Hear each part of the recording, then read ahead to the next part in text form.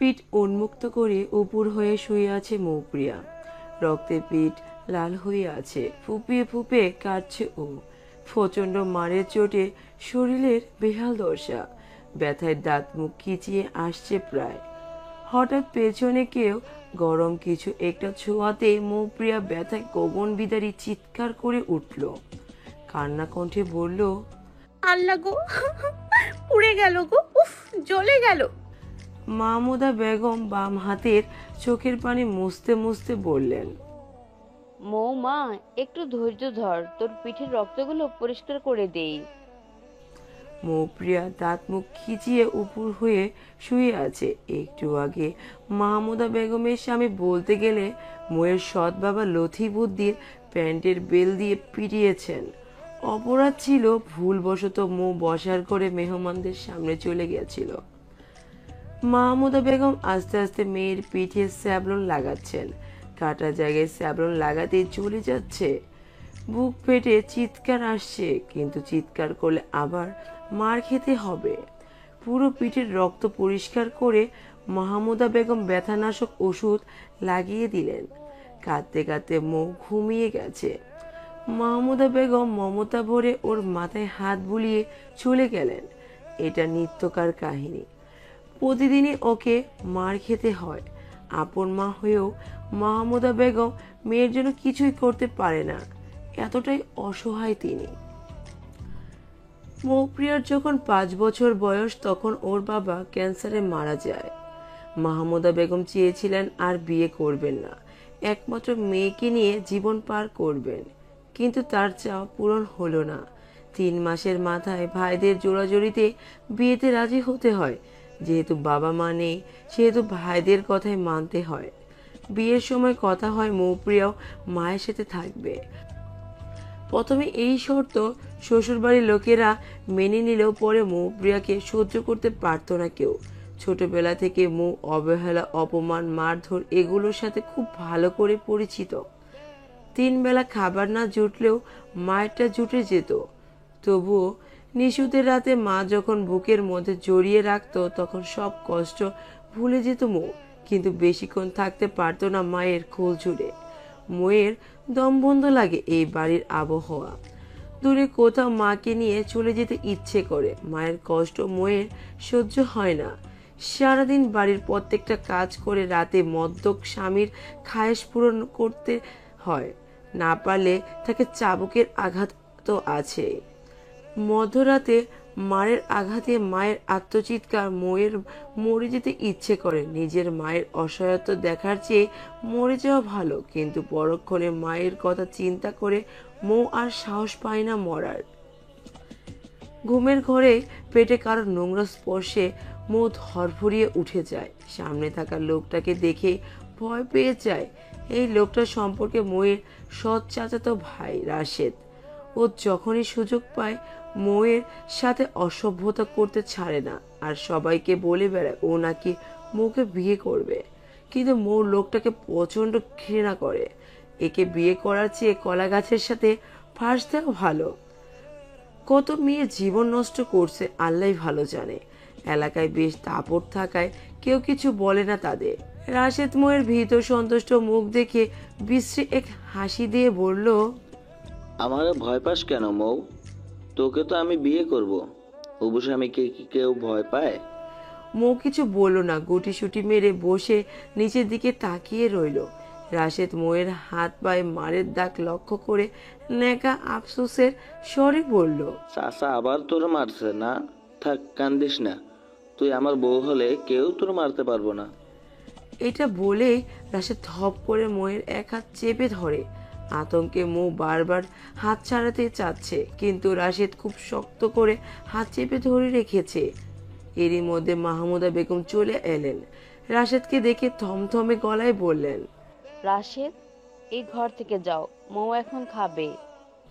রাশেদ একবার মাহমুদা বেগমের দিকে তাকিয়ে মৌয়ের হাত ছেড়ে দিয়ে চলে গেল। রাশেদ যেতে মাহমুদা বেগম দরজা আটকে দিয়ে মৌয়ের কাছে এসে বসলেন। তারপর কোমল গলায় বললেন, মৌ, তুই পালিয়ে যা, এখানে তুই ভালো থাকবি না। ওরা চাইছে রাশেদের সাথে তোর বিয়ে হোক, কিন্তু আমি চাই না। আমার মতো কষ্টে তুইও থাক। আমি আমার খালাতো বোন সিনথিয়ার সাথে কথা বলেছি, তুই আজকে ভোরে চলে যাবি। তোকে ওর মেয়ে শিরিন নিতে আসবে। মৌ আর্দ্র কণ্ঠে বলল। কিন্তু মা তুমি। মাহমুদা বেগম মলিন হেসে বলল, তুই পড়াশোনা করে নিজের পায়ে দাঁড়াবি, তারপর আমায় নিয়ে যাবে এখান থেকে। ততদিন আমি তোর অপেক্ষা করব, কিন্তু এখন তোকে যেতেই হবে। মৌ মাকে জড়িয়ে ধরে হু হু করে কেঁদে উঠল। এই পৃথিবীতে একমাত্র এই মানুষটা ছাড়া আর কেউ তাকে ভালোবাসেনি। ভোর হওয়া আর কিছুক্ষণ বাকি। উত্তেজনায় হাত পা কাঁপছে ময়ের। আজ এ বাড়ি থেকে বের হতেই হবে। অপেক্ষা করতে করতে এক পর্যায়ে ভোরের আলো ফুটলো। মুখ কাপড়ের ব্যাগটা নিয়ে দরজা দিয়ে আস্তে আস্তে বের হলো। এখনো কেউ উঠেনি। পা টিপে টিপে মেইন দরজার কাছাকাছি যেতেই ডান পাশ থেকে রাশেদের দরজার খোলার আওয়াজ হলো। মৌ দ্রুত সামনে থাকা টেবিলের নিচে লুকিয়ে গেল। নিচ থেকে দেখা যাচ্ছে রাশেদ আর ওর বন্ধুরা বের হয়েছে। রাশেদ ওর বন্ধুদের বিদায় দিয়ে আবার নিজের ঘরে ঢুকিয়ে দরজা বন্ধ করে দিল। এরা সারা রাত জুয়া খেলেছে আর মদ গিলেছে। প্রতিদিনই এমনই করে। বাড়ির কেউ কিছু বলে না, অবশ্য বলবেই বা কে? তারা তো নিজেরাই এমন। মদ গিলে বউ পিটানো এদের ধর্ম। তাহলে এদের ঘরের ছেলেরা আর কেমন হবে? যা দেখবে তাই তো শিখবে। মই টেবিলের নিচ থেকে বেরিয়ে দরজার সামনে এসে ধীরে ধীরে দরজা খুললো, যেন শব্দ না হয়। ঘর থেকে বেরিয়ে ওড়না দিয়ে ভালো করে মুখ ঢেকে নিয়ে সিঁড়ি দিয়ে নামতে আরম্ভ করলো। ভয়ে বারবার বুক কাঁপছে। যদি একবার ধরা পড়ে যায় তাহলে আজকে বোধহয় জান যাবে। বাড়ির গেটের সামনে আসতেই দোতলা থেকে কে যেন চিল্লিয়ে বলল। এই কে রে? মৌ না তাকিয়ে বুঝতে পারলো এটা রাশেদ, কারণ ওর ঘরের বারান্দা থেকে নিচটা পুরো দেখা যায়। মৌ ভয়ে উপরের দিকে তাকালো না, দ্রুত প্রায় গেট দিয়ে বেরিয়ে গেল। পেছন থেকে রাশেদ কিছু বলছিল কিনা শোনা যায়নি। আধো অন্ধকার দ্রুত বেঁকে হাঁটতে থাকে। গলির মোড়ে কাছে পৌঁছাতে হবে। সেখানে দাঁড়িয়ে আছে শিরিন। দ্রুত হাঁটতে হাঁটতেই পেছন থেকে শুনতে পেল কেউ ওকে দাঁড়াতে বলছে। পেছনে তাকিয়ে দেখলো রাশেদ আর আরো কয়েকজন আসছে। মৌ ব্যাগটা শক্ত করে কাঁধে নিয়ে সর্বশক্তি নিয়ে দৌড় দিল। মনের প্রাণে শুধু একটাই চাওয়া, শুধু মুক্তি। দৌড়াতে দৌড়াতে পেছনে তাকিয়ে দেখলো ওরা দৌড়াচ্ছে। পেছনে তাকানোর ফলে সামনে একটা ইটের সাথে উষ্টা খেয়ে পড়ে গেল। নখ ভেঙে গেছে। মৌ আবারও উঠে দাঁড়িয়ে দৌড়াতে শুরু করলো। দৌড়াতে কষ্ট হচ্ছে, কিন্তু দৌড়াতে হবে। ওরা অনেকটাই কাছাকাছি। মৌ আর পেছনের দিকে না তাকিয়ে সামনের দিকে তাকিয়ে দৌড়াতে লাগলো। পেছন থেকে রাশেদ অজস্র গালাগালালি দিয়ে থামতে বলছে, কিন্তু মৌ থামছে না। পরে এসে শিরিন আপুকে দেখতে পেল না, হয়তো এখনো আসেনি। এখন কি করবে? ওরাও তো প্রায় কাছাকাছি। মৌ তাড়াতাড়ি ডানের রাস্তায় ধরলো। একটু এগিয়ে একটা বাড়ির ভেতরে ঢুকে গেল। রাশেদ সহ ওই লোকগুলো এই রাস্তায় এলো, কিন্তু মৌকে পেল না। হঠাৎ যেন হাওয়ায় মিলিয়ে গেল। রাশেদ একজনকে বাম পাশের রাস্তায় আর একজনকে ডান পাশের রাস্তায় পাঠালো এবং নিজে গলির মোড়ে দাঁড়িয়ে রইল। আর এদিকে মৌ থরথর করে কাঁপছে। মনে হচ্ছে কাঁপতে কাঁপতে পড়েই যাবে। অনেকক্ষণ খোঁজাখুঁজির পরও পেল না ওরা মৌকে। তাই হতাশ হয়ে লোকগুলো চলে গেলেও রাশেদ ডান পাশের রাস্তা ধরে আবার খুঁজতে লাগলো। প্রায় বেশ খানিক পর মৌ ধীরে ধীরে বের হলো। এখনো শিরিন আপু আসেনি। মোড়ে তেমন কেউ নেই, শুধু একটা ছেলে ছাড়া। ওই ছেলেটা বাইকের সাথে হেলান দিয়ে ফোন চালাচ্ছে। মৌ ছেলেটার কাছাকাছি এসে দাঁড়াতে ছেলেটা চোখ তুলে ওর দিকে তাকালো, তারপর বলল, আপনি মৌপ্রিয়া না? জি। ও ভীত গলায় বলল। তারপর ছেলেটা কিছু বলার আগে একটা লোক এসে মৌয়ের হাত ধরে বলল। এটা বলে রাশেদ মৌকে টেনে নিয়ে যেতে আরম্ভ করলো। মৌ বারবার রাশেদের থেকে নিজের হাত ছাড়ানোর চেষ্টা করছে, কিন্তু ওর শক্তির সাথে পেরে উঠছে না। কিন্তু 2-3 পা ফেলতেই থেমে যেতে হলো, কারণ সামনে ওই ছেলেটা যে একটু আগে মৌয়ের সাথে কথা বলছিল। ছেলেটা পথ আগলে দাঁড়ালো। পথ রোধ করার রাশেদ চড়াও হয়ে বলল, এই পথ আটকেছিস কেন? পথ ছাড় আর এখান থেকে যা, না হলে এখানেই তোকে পুঁতে রেখে দেবো। বাঁচতে চাইলে তাড়াতাড়ি চলে যা। ছেলেটা একটু ভ্রু কুঁচকে মুখে গাম্ভীর্য ধারণ করে বলল, আপনি ওনাকে টেনে নিয়ে যাচ্ছেন কেন? এই তোরে কৈফিয়ত দিমু কেন? বাইরের পোলা হইয়া আমার লগে গলা চড়াস, কথা কস, তোর তো সাহস কম না?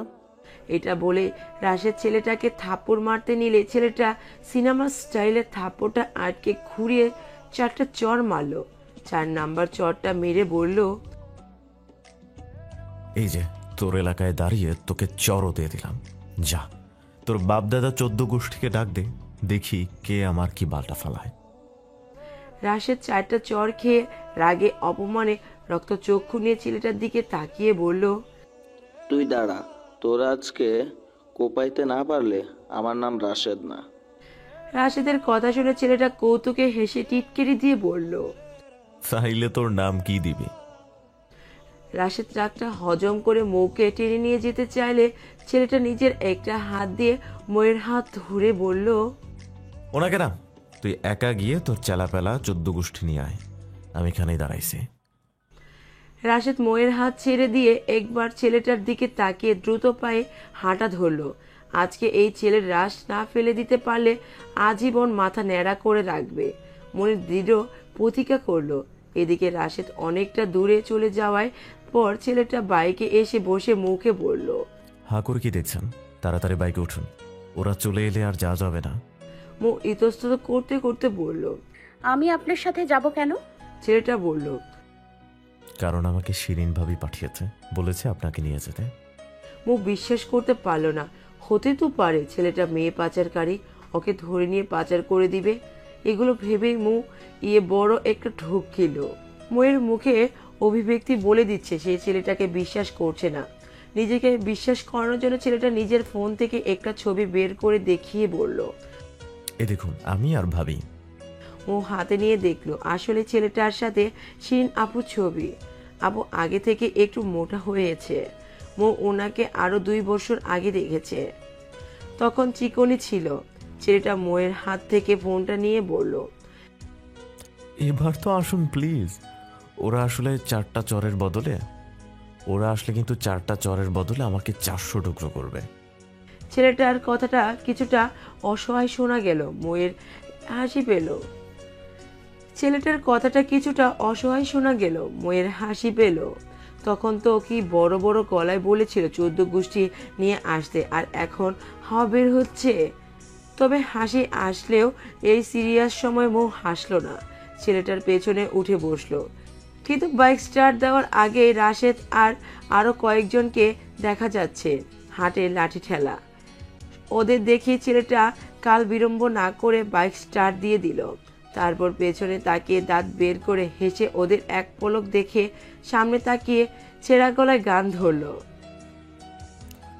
আজ मैं ऊपर आसमां नीचे, आज मैं आगे जमाना है पीछे। মনির শব্দে হাসলো। স্টেশনে পৌঁছে বাইক থেকে নেমে ছেলেটা বলল, আপনি একটু দাঁড়ান, আমি এই বাইকটা নিয়ে আসছি। মো দাঁড়ালো। ছেলেটা বাইকটা দিয়ে 5 মিনিটের মধ্যে এলো। এই বাইকটা স্টেশনে একজনের থেকে ধার নিয়েছিল মুখে আনার জন্য। দিতে চায়নি অবশ্যই, কিন্তু 500 টাকা দেওয়ার পর রাজি হয়েছে। ছেলেটা ফিরে এসে মৌয়ের কাছ থেকে ব্যাগটা চাইলো, কিন্তু মৌ বলল, না থাক, আমি পারবো। ছেলেটা আর কিছু বলল না। ট্রেন আসতে লেট হবে তাই ওয়েটিং রুমে গিয়ে বসলো। রুমে মানুষ দিয়ে ঠাসা, কোনো মতে একটা সিট পেলো বসার, সেটাই মৌ বসলো আর ছেলেটা দাঁড়িয়ে রইলো। এখন 6:30, ট্রেন আসবে 6:15, আরো 45 মিনিট অপেক্ষা করতে হবে। আশেপাশে কয়েকটা দোকান খোলা দেখলো আসার সময়। হোটেলেও বোধ হয় মাত্রই খুলেছে। ছেলেটা মৌকে বলল, কি খাবেন আপনি? ও মাথা নেড়ে জানালো সে কিছু খাবে না। ছেলেটা একটু বিরক্ত চোখে তাকালো, ভাবলো কি নাক উঁচু বাপরে। নিজের জন্য পরোটা আর ভাজি এনে দাঁড়িয়ে দাঁড়িয়ে খেয়ে নিল। ট্রেন চলে এসেছে প্ল্যাটফর্মে। মৌকে নিয়ে ট্রেনে উঠলো ছেলেটা। একটা বগিতে উঠে দুজনে মুখোমুখি বসলো। এইভাবেই সিট কাটা হয়েছে। সিটে বসে ছেলেটা ফোন বের করতেই সেখানে কল এলো। রিসিভ করে বলল, হ্যাঁ ভাবি বলো। ওপাশ থেকে শিরিন বলল, তোরা কোথায় রে? এই তো ট্রেনে উঠেছে। সমস্যা হয়নি তো কোনো? হতে হতে বেঁচে গেছি। মৌ কোথায়? আমার সামনেই আছে। ওকে একটু ফোনটা দে। ছেলেটা ফোনটা মৌয়ের দিকে বাড়িয়ে দিল। মৌ হাত বাড়িয়ে ফোনটা নিয়ে কানে দিল। ওপাশ থেকে শিরিন বলল, ভয় পেও না মৌ, ও আমার দেবর রোশান। আমি কাল পরে গিয়ে ব্যথা পেয়েছি, তাই আসতে পারিনি, তাই ওকে পাঠিয়েছি। সংকোচ করো না, কেমন? আচ্ছা আপু। নাস্তা করেছো? না আপু। কি, ওই বদমাসটা এখনো তোমায় না খাইয়ে রেখেছে? ওকে একটু ফোনটা দাও। মৌ কিছু বলতে যাবে তার আগে ফোনের লাইন কেটে গেল, তাই ফোনটা রোশানের কাছে দিয়ে দিল। রোশান আবার ভাবিকে ফোন দিল।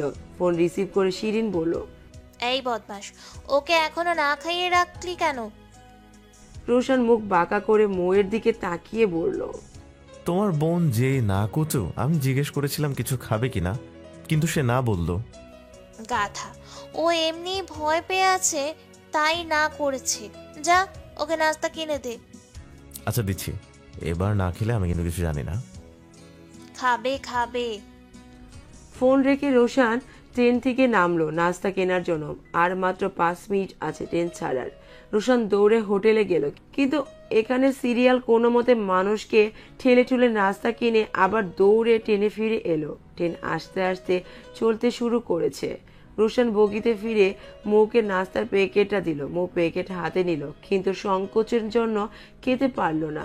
রোশান ব্যাপারটা বুঝলো, তাই কানে হেডফোন গুজে চোখ বন্ধ করে রইল। খাওয়া শেষে মৌ মিনমিন গলায় বলল, পানি খাবো।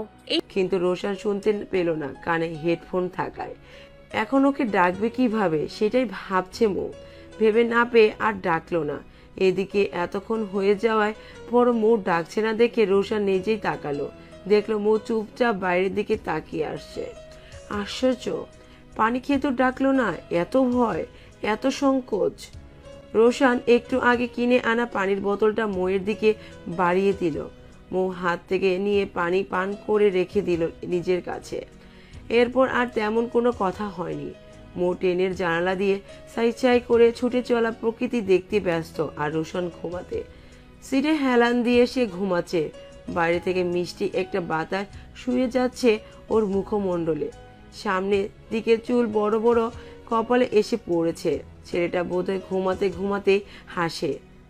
তাই তো শ্যামল মুখশ্রীতে এক অপ্রার্থিব হাসি লেগে আছে। অনেকক্ষণ পর মৌয়ের ওয়াশরুমে যাওয়ার দরকার পড়লো, এবং আর্জেন্ট। কিন্তু কিভাবে যাবে? ওয়াশরুম কোথায়? এর আগে তো ট্রেনে উঠেনি। আবার রোশানকে বলতেও লজ্জা লাগছে। তবে বলতে তো হবে, কিন্তু কিভাবে বলবে? যে আমি একটু টয়লেটে যাব এভাবে, এই যে আমি একটু টয়লেটে যাব এভাবে, নাকি আমাকে একটু টয়লেটে নিয়ে যাবেন এভাবে, নাকি টয়লেটটা কোন দিকে এভাবে? মনে মনে কিভাবে বলবে এগুলোই ভাবতে থাকলো। হঠাৎ পাশের সিটে একটা বাচ্চা তার মাকে বলল, মা হাগু দিব। বাচ্চাটা কি সুন্দর বলে দিল। আর মৌ এখনো মুখ খুলতেই পারলো না। তবে মৌকে উসখুস করতে দেখে রোশান বলল, কিছু বলবেন? মানে না, মানে কি না মানে? মৌ হঠাৎ মুখ ফসকে বলে ফেললো, আমি হাগু দিতে যাব। মৌকে ওয়াশরুমটা দেখিয়ে দিয়ে রোশান বগির দরজার সামনে দাঁড়িয়ে ইচ্ছে মতো হাসছে। এতক্ষণ প্রায় হাসি চেপে রাখতে দম বন্ধ হয়ে আসছিল। আর এদিকে মৌয়ের লজ্জায় মাথা কাটা যাচ্ছে। কি বলতে কি বলে ফেললো। মুখ ফসকে কি এটাই বের হওয়ার ছিল? ছি, ছেলেটা কি ভাবলো? হাসির বেগ কমে আসতেই রোশান বগিতে এসে বসলে প্রায় সাথে সাথেই মৌ এসে নিজের সিটে বসলো। কিন্তু রোশানের দিকে তাকালো না, বাইরে তাকিয়ে রইল। সে আজ প্রতিজ্ঞা করেছে কোনোভাবে রোশানের দিকে তাকাবে না।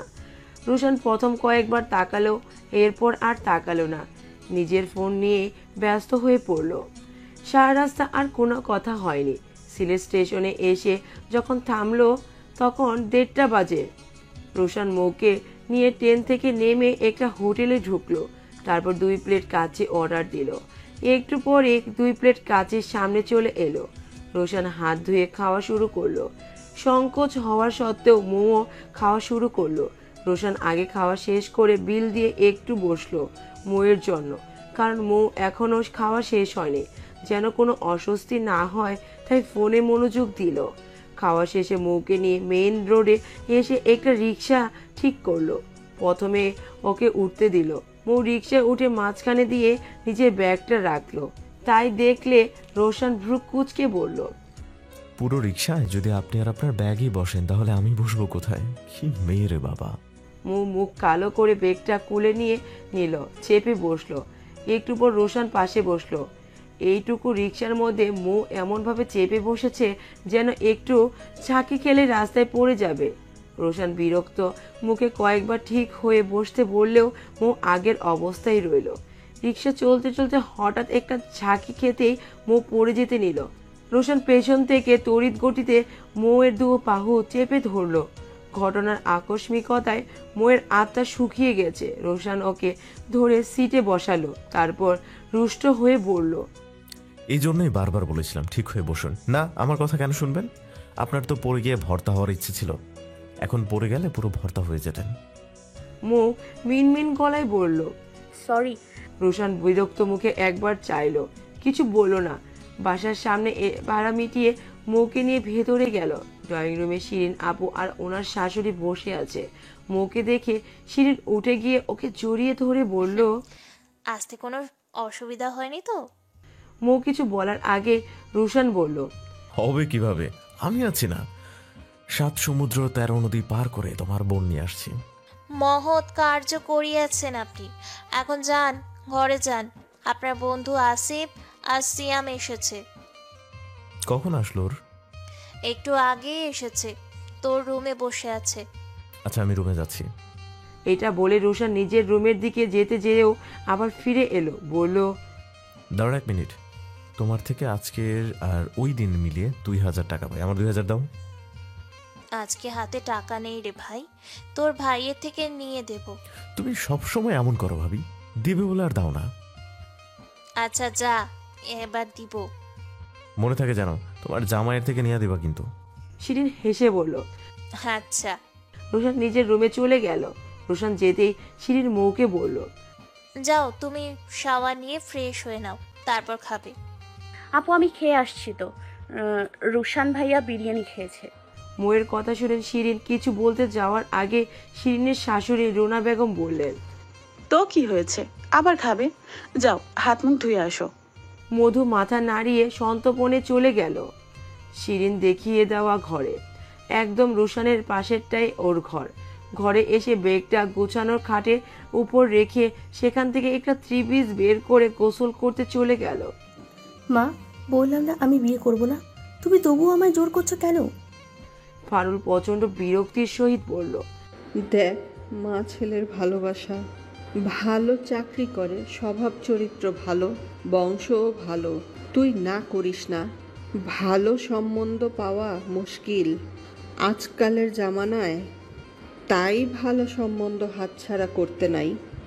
আর তোর বাবার শরীরের অবস্থা ভালো না, কখন কি হয় বলা যায় না। তোদের 2 বোনকে বিয়ে দিয়ে তবেই আমাদের মুক্তি। মা দেখো, আমি নিজের খরচ নিজেই চালাই, আমাকে নিয়ে তোমাদের সমস্যা হওয়ার কথা না। এতে মুক্তি কিন্তু তোমরাই পাচ্ছ। আর বিয়েটাই কেন জীবনের সব হতে হবে? বিয়ে ছাড়া কি চলা যায় না? কেন, তুই বিয়ে করতে চাইছিস না? দেখ, জীবন কিন্তু কারো জন্য থেমে থাকে না। একজনের জন্য তুই সবাইকে খারাপ ভাবতে পারিস না। আহাত খারাপ ছিল বলে অন্য ছেলেরাও খারাপ হবে সেটা তো বলা যায় না। খারাপ যে হবে না সেটার কি গ্যারান্টি মা? তবুও তোর ভাগ্য তো সুপ্রসন্ন হতে পারে। পারুল তার ছেলের একটা হাসি দিয়ে বলল, হলে তো অনেক আগেই হতো। আচ্ছা যাও, ওই ছেলেকে আসতে বলো, আমি দেখা করব। আশা বেগম উৎফুল্ল হয়ে বললেন, সত্যি? কখন আসতে বলবো? বিকেল 5টায় বলে দিও। আচ্ছা। পারুল কথা শেষ করে বেরিয়ে পড়ল। দুটো টিউশনি শেষ করে এই ছেলের সাথে দেখা করবে। ড্রয়িং রুমে বসে শিরিন, মৌ আর শিরিনের শাশুড়ি বসে বসে গল্প করছিল। হঠাৎ রুম থেকে রোমানকে বের হতে দেখে শিরিন বলল, কোথায় যাও রোমান? রোমান হালকা হেসে বলল, একজনের সাথে দেখা করতে যাই ভাবি। চশমা নাগের টকার থেকে তুলে রুনা বেগম বললেন, কার সাথে? এখন বলবো না, দেখা করে এসে বলবো। রোমানের মুখে একটা মিষ্টি হাসির ঝলক দেখা গেল। রোমান কিছু না বললেও শিরিন বুঝে গেল, কারণ আগের রাতে বেশ কিছু না বললেও একটা মেয়েকে ওর ভালো লাগে সেটা বলেছিল, হয়তো তার সাথেই দেখা করতে যাচ্ছে। তবে শিরিন বুঝলেও রুনা বেগম বুঝলো না।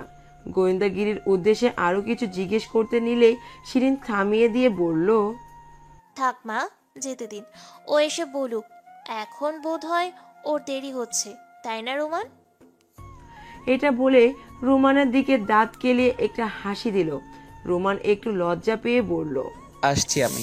রোমান চলে যাওয়ার পর আবারও কথা বলা শুরু করলো। কথা বলতে বলতেই শিরিন শুনতে পেল ওর ফোন বাজছে, কিন্তু ফোন তোর রুমে। শিরিন আড্ডা ছেড়ে উঠে চলে গেল।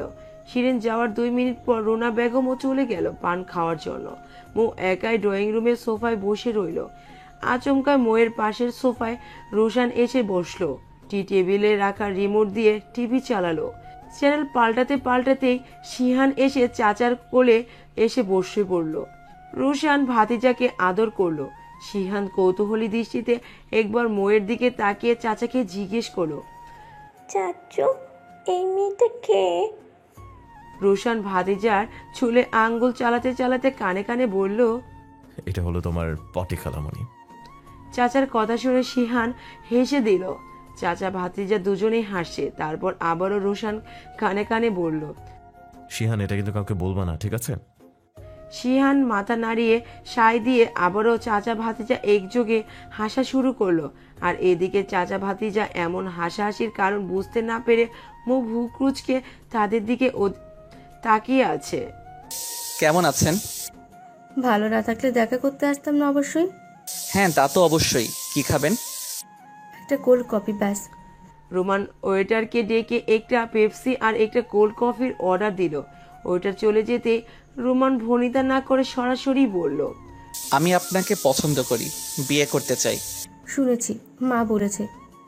আপনার কি এই সম্পর্কে কিছু বলার আছে? আপনি দেখতে বেশ ভালো, ভালো চাকরি করেন। না পছন্দ হওয়ার কারণ নেই, কিন্তু আমার সমস্যা অন্য জায়গায়। পারুল কথা শেষ করার আগে ওয়েটার এসে অর্ডারকৃত খাবার দিয়ে গেল। তাতে অবশ্যই কথা বলার ব্যাঘাত ঘটেনি। ইফরাত দিব্যি বলেছে। আগে অবশ্যই বলতে পারতো না এমন দিব্যি কথাবার্তা। চেহারায় লজ্জা লজ্জা একটা ভাব ছিল, কিন্তু এখন মনে হচ্ছে ভাবটা উবে যাচ্ছে দিন দিন। মাঝে মধ্যে পারুল ভাবে, কেন এমন হচ্ছে? ছেঁকা খেলে কি এমন হয়? রোমান পেপসিতে একটা চুমুক দিয়ে বলল, যেমন কি সমস্যা? আমার অতীত। বোধহয় আমার অতীত জানলে আপনি নিজেই আমাকে রিজেক্ট করবেন। রোমান বেশ স্বাভাবিক ভঙ্গিতে পেপসিতে আরেকটা চুমুক দিয়ে বলল, আপনার অতীত আমি জানি। আপনার মা বলেছেন আমার আপনার অতীত নিয়ে আপত্তি নেই। পারুল একটু চমকালো, কারণ এর আগে সবাই ওকে অতীতের জন্য রিজেক্ট করেছে, কিন্তু এই ছেলেটা ব্যতিক্রম। তবে হুট করে যাকে তাকে বিশ্বাস করে ফেলা তো বোকামি। ইফরা আর ইহকালে করবে না, তাই সে বলল, আচ্ছা, কিন্তু হুট করে আমি কোনো সিদ্ধান্তে আসতে পারবো না, আমার ভাবতে হবে। অবশ্যই, আমি অপেক্ষা করব। পারুল নিজের ঘড়িতে সময়টা দেখে বলল, এবার উঠি তাহলে। আচ্ছা, তবে যদি কিছু মনে না করেন আপনার নাম্বারটা পেতে পারি? পারুল হাসলো, তারপর বলল, মা এত কিছু বলেছে অথচ নাম্বারটা দেয়নি। চেয়েছিল, কিন্তু আমি নেইনি, আপনার থেকে নেব বলে। পারুল মৃদু হাসির রেখা টেনে নিজের নাম্বারটা একটা টিস্যুর মধ্যে লিখে দিয়ে বলল, ফোন দিলে রাত 11টার পর ফোন দেবেন, এর আগে আমি পড়াশোনা করি, ফোন বন্ধ থাকে। আচ্ছা। তারপর রোমান ইফরাকে রিকশায় তুলে দিয়ে বলল, ভালো থাকবেন পারু। ইফরা চলন্ত রিকশাটা থামিয়ে বলল, আমার নাম শাহনেওয়াজ পারুল ইফরা, আমাকে ইফরা ডাকবেন, পারু ডাকবেন না, ভালো লাগে না আমার। আচ্ছা, ডাকবো না। এবার তাহলে আবার বলুন। কি? ওই যে রিকশায় তুলে যা বললেন। ভালো থাকবেন ইফরা। আপনিও ভালো থাকবেন রোমান। তারপর রিকশা চলতে শুরু করলো আপন গতিতে। পেছনে রোমান দাঁড়িয়ে আছে, চেয়ে আছে রিকশার দিকে, ভাবছে হয়তো ইফরা পেছনে তাকাবে, কিন্তু না, তাকায়নি। রুহান কারখানা থেকে মাত্রই ফিরল। আজকে প্রচুর কাজের চাপ ছিল। ড্রয়িং রুমে সোফায় এসে বসতেই শিয়ান দৌড়ে এসে বাবার কোলে উঠে বলল, বাবা জানো আজকে কে এসেছে? রুহান আদুরে কণ্ঠে বলল, কে এসেছে বাবু? হাগু আন্টি এসেছে। এটা বলেই রোহান খিলখিলিয়ে হাসা শুরু করলো। পেছন থেকে শিরিন লেবুর শরবত নিয়ে এসে টেবিলে রেখে বললেন, শিহান, এগুলো কি কথা? কে বলেছে এই কথা তোমাকে? ছোট্ট চাচ্চু বলেছে মা। না বাবা, উনি তোমার মৌ খালামণি হয়। তুমি ছোট চাচুর কথা শুনিও না। আচ্ছা। বলেই শিহান বাবার কোল থেকে নেমে দাদির রুমে চলে গেল। শিহান চলে যেতেই শিরিন বলল, আজ বড্ড ক্লান্ত লাগছে তোমায়। হ্যাঁ, আজ প্রচুর কাজের চাপ ছিল, নিঃশ্বাস ফেলারও সময় ছিল না। আচ্ছা, শরবতটা খাও, তারপর ফ্রেশ হয়ে আসো, খাবার দিচ্ছি। রোমান, রোশান ওরা কোথায়? রোমান কার সাথে যেন দেখা করতে গেছে, আর রোশান টিউশনিতে গেছে। ও আচ্ছা, আজকে কে এসেছে? সিয়ান বলল যে। ওই তো আমার এক খালামণির মেয়ে এসেছে, এখান থেকে অ্যাডমিশন পরীক্ষা দেবে। আসলে মা এমন করে বলছিল যে না করতে পারিনি। রোহান কিছুটা বিরক্ত নিয়ে বলল, উনি ওনার বাসায় নিয়ে রাখতে পারেন না, আমাদের ঘাড়ে কেন? শিরিন প্রত্যুত্তরে কিছু বলল না, খাবার বাড়তে চলে গেল। রোহান হাত মুখ ধুয়ে টেবিলে এসে বসলো, তারপর ভাত খেতে খেতে বলল, দেখো যেন বেশি দিন না থাকে। আচ্ছা। রোমান ঘরে ফিরল রাত 9টায়। রোমানকে দেখে শিরিন বলল। শিরিন হতাশ গলায় বলল, তা দেখা হলো দেবর সাহেব? হ্যাঁ ভাবি, হলো। তাহলে এবার তো বলো। এখনো বলার মতো কিছু হয়নি ভাবি, হলে বলবো। আচ্ছা। রোমান নিজের ঘরে চলে গেল। আজ সে খাবে না, বাইরে থেকে খেয়ে এসেছে। আর রোশান 11টার সময় খাবে। অরটা ওকে ঘরে বেড়ে নিয়ে দিয়ে আসতে হবে। ভাত খেয়ে আরো কিছুক্ষণ পড়ল রোশান। পড়া নিয়ে সিরিয়াস না হলেও এখন পড়তে হচ্ছে অনেক, কারণ সামনে ইঞ্জিনিয়ারিং ফাইনাল পরীক্ষা। একটানা পড়তে আর কতক্ষণ ভালো লাগে। তাই সে বই বন্ধ করে ছাদে গেল। এক কাপ চা হলে মন্দ হয় না, কিন্তু এত রাতে বানাতে আলসে লাগছে, তাই চা ছাড়াই ছাদে চলে গেল। ওদের ছাদের রেলিং নেই।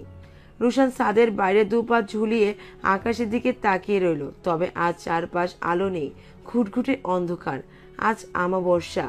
কোনো এক বিচিত্র কারণে রোশানের পূর্ণিমা নয়, অমাবস্যা ভালো লাগে। রোমান ফোন নিয়ে ইতস্তত করছে, ফোন করবে নাকি করবে না। এখন তো রাত 12:30 বাজে, ঘুমিয়ে পড়লো নাকি। প্রচুর ইতস্ত হওয়া সত্ত্বেও রোমান ফোন করলো। ওপাশ থেকে খুব স্বাভাবিক গলায় ইফরা বলল, আর 10 মিনিট পর ফোন দিলে হয়তো কথা বলতে পারতেন না, আমি ঘুমিয়ে পড়তাম। যাক, ভাগ্য ভালো বলতে গেলে। রোমান ঈষৎ হেসে বলল, ভালো, আবার কিছুটা মন্দ, কারণ ঠিক 10 মিনিট পর আর কথা বলতে পারবো না, কারণ আমি ঘুমাবো। সমস্যা নেই, 10 মিনিটেই হবে। বাহ, ভালো, তাহলে শুরু করুন। কি শুরু করব? যা বলার জন্য ফোন দিয়েছেন তা। রোমান বলার জন্য বিশেষ কিছু খুঁজে পেল না। সে তো এমনই ফোন দিয়েছে শুধু একটা কথা বলার জন্য। রোমানকে চুপ থাকতে দেখে ইফরা বলল, চুপ কেন? না, আসলে এমনি। আচ্ছা, তাহলে আমি বলি। বলুন। আপনার আগে প্রেম ছিল? কি ছিল? কয়টা ছিল? 2টা। ক্লাস 10-এ থাকতে একটা করেছি, পরে মেয়েটার বিয়ে হয়ে যাওয়ায় সেটার ইতি ঘটে। তারপর অনার্সে উঠি। অনার্সের প্রেমটার ইতি ঘটলো কেন? তারও বিয়ে হয়ে গেছে। এটা বলেই রোমান হাসলো। ও আচ্ছা, তাহলে এবার রাখি, আপনার 10 মিনিট শেষ। শুভরাত্রি। রোমান একটু হতাশ হয়ে বলল, শুভরাত্রি। ফোন রাখার পর ঘড়ির দিকে তাকাতেই রোমান আবিষ্কার করলো 10 মিনিট হতে আরো 3 মিনিট বাকি। সে চাইলো ইফরাকে আরো কল দিতে, কিন্তু কল দিলে সে রিসিভ করতে করতে 3 মিনিট শেষ হয়ে যাবে, আর কথা বলা যাবে না। তাই বেচারা আর কল দিল না। মুচুল আশ্বাস ছিল একটু পরেই বের হবে শিরিন আপুর আম্মুর সাথে দেখা করতে, মানে ওর আম্মু খালাতো বোনের সাথে। তা ওকে নিয়ে আসতে যাবে রোশান। এটা নিয়ে বিরক্ত মৌ। সে রোশানকে দেখতে পারে না, প্রচন্ড অসভ্য ছেলেটা, কিন্তু মুখটা এমন করে রাখে যেন ভাজা মাছটা উল্টে খেতে পারে না, কিন্তু পেটে পেটে প্রচুর শয়তানি। মৌ বিনুটিটা করে চিনুটা রাখতেই শিয়ান দৌড়ে ঘরে এসে বলল, হাগু খালামণি, আম্মু তোমার নাস্তা খেতে থাকে। মৌ অবাক হয়ে শিহানের দিকে চেয়ে বলল, হাগু খালামণিকে? তুমি, ছোট চাচ্চু বলেছে। রাগটা যেন চরচর করে মাথা উঠে গেল মোয়ের। কি সব বলছে বাচ্চাটা! এখন বাচ্চাটাকে চর দিয়ে 32টা দাঁত খুলে ফেলতে ইচ্ছে করছে। মোয়ের রাগটা আরো এক ধাপ বাড়িয়ে দিয়ে শিহান বলল, জানো ছোট চাচ্চু, সবাইকে বলেছে তোমার নাম হাগু খালামুনি। এটা বলে শিহান চলে গেল। মোয়ের এখন কান্না পাচ্ছে। আসলে লোকটা অসভ্য, বেয়াদব ইতর। আদতে রোশান সবাইকে বলেনি, সে শুধু শিরিনকে আর শিহানকে বলেছে। তবে সবাইকে বলার দায়িত্বটা শিহান নিজের কাঁধেই নিয়েছে। নাস্তা করে রোশান আর মো বেরিয়ে পড়লো যাওয়ার জন্য। শিরিনের মায়ের বাড়ি বেশি দূরে নয়, এখান থেকে রিকশায় 10 টাকা ভাড়া লাগে আর হেঁটে 10 বা 15 মিনিট লাগবে। তবে আজ রিকশায় ওরা যাবে। মোয়ের ভীষণ বিরক্ত লাগছে এই বেয়াদব কোচের ছেলেটার সাথে বসতে, সাথে রাগও লাগছে। এত বড় হওয়ার পর আক্কেল আন্দাজ সব পানিতে গুলিয়ে পেটে চালান করে দিয়েছে। তা না হলে সামান্য হাগু কথাটা সবাইকে ধেই ধেই করে বলার কি আছে? এমন করছে যেন ওদের গোষ্ঠীতে কেউ হাগে না। এই প্রথম হাগুর নাম শুনলো বলে রাষ্ট্রে রাষ্ট্রে বলে বেড়াতে হচ্ছে। অতিমাত্রায় অসভ্য হলে যা হয় আর কি। এদিকে মোয়ের বিরক্ত মুখটায় নজর পড়তেই রোশান একটু ভ্রু কুঁচকালো। বিরক্ত হওয়ার মতো কোনো কাজ করেছে বলে তো মনে পড়ছে না। তাহলে বিরক্তটা ঠিক কোন কারণে? নাকি ওর মুখটাই এমন? একবার কি জিজ্ঞেস করা উচিত? না থাক, যে জিজ্ঞেস করতে গেলে পরে গায়ে পড়া ভাববে। কেন জানি ফার্স্ট ইমপ্রেশনে কোনো মেয়ে যদি কোনো ছেলেকে অসভ্য বেয়াদব মনে হয়, তাহলে সারা জীবন তাপস্য করেও সেই মেয়েটির কাছ থেকে ছেলেটির ভালো হতে পারে না। কিছুক্ষণের মধ্যে ওরা চলে এসেছে শিরিন আপুর বাবার বাড়ি। রোশান ভাড়া মিটিয়ে ভেতর দিকে হাঁটা ধরলো। পেছনে পেছনে মৌ আসছে। বাড়ির গেট একবারে খোলা। 2 তলা ইংরেজি এল আকৃতি গোলাপি রঙের বাড়ি। সামনে ছোটখাটো একটা ফুলের বাগানও আছে। ভেতরে যেতে যেতে এইটুকুই ঠাউর হলো মোয়ের। একতলায় একটা ফ্ল্যাটের সামনে রোশান দাঁড়িয়ে পড়লো। দরজার পাশে কলিং বেল বাজালো। কিছুক্ষণ পরেই একটা মেয়ে দরজা খুলে দিল।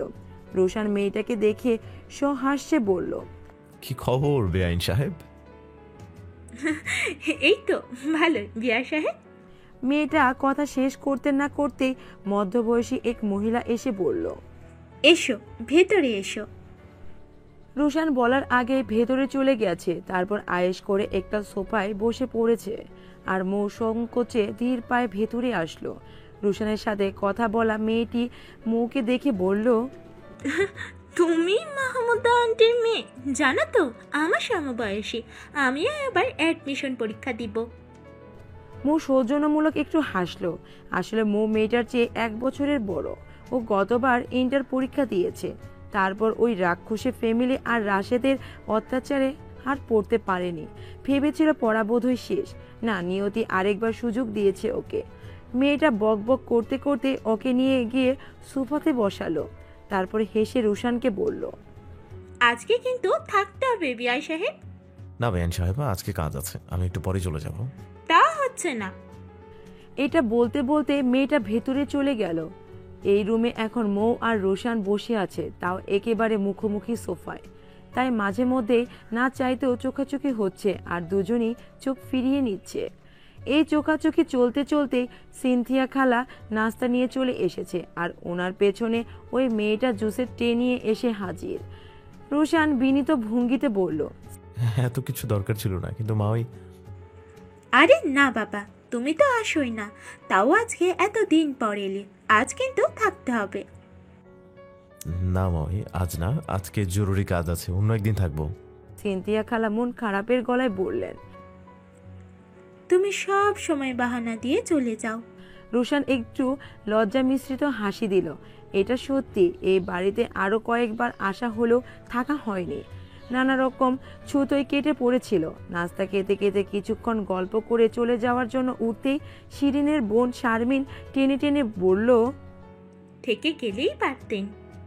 রোশান বলতেই যাচ্ছিল অন্য একদিন থাকবে, কিন্তু মৌয়ের মুখটা দেখে মত পাল্টে বলল, আচ্ছা ঠিক আছে, এত করে যখন বললেন তখন তো থাকতেই হয়।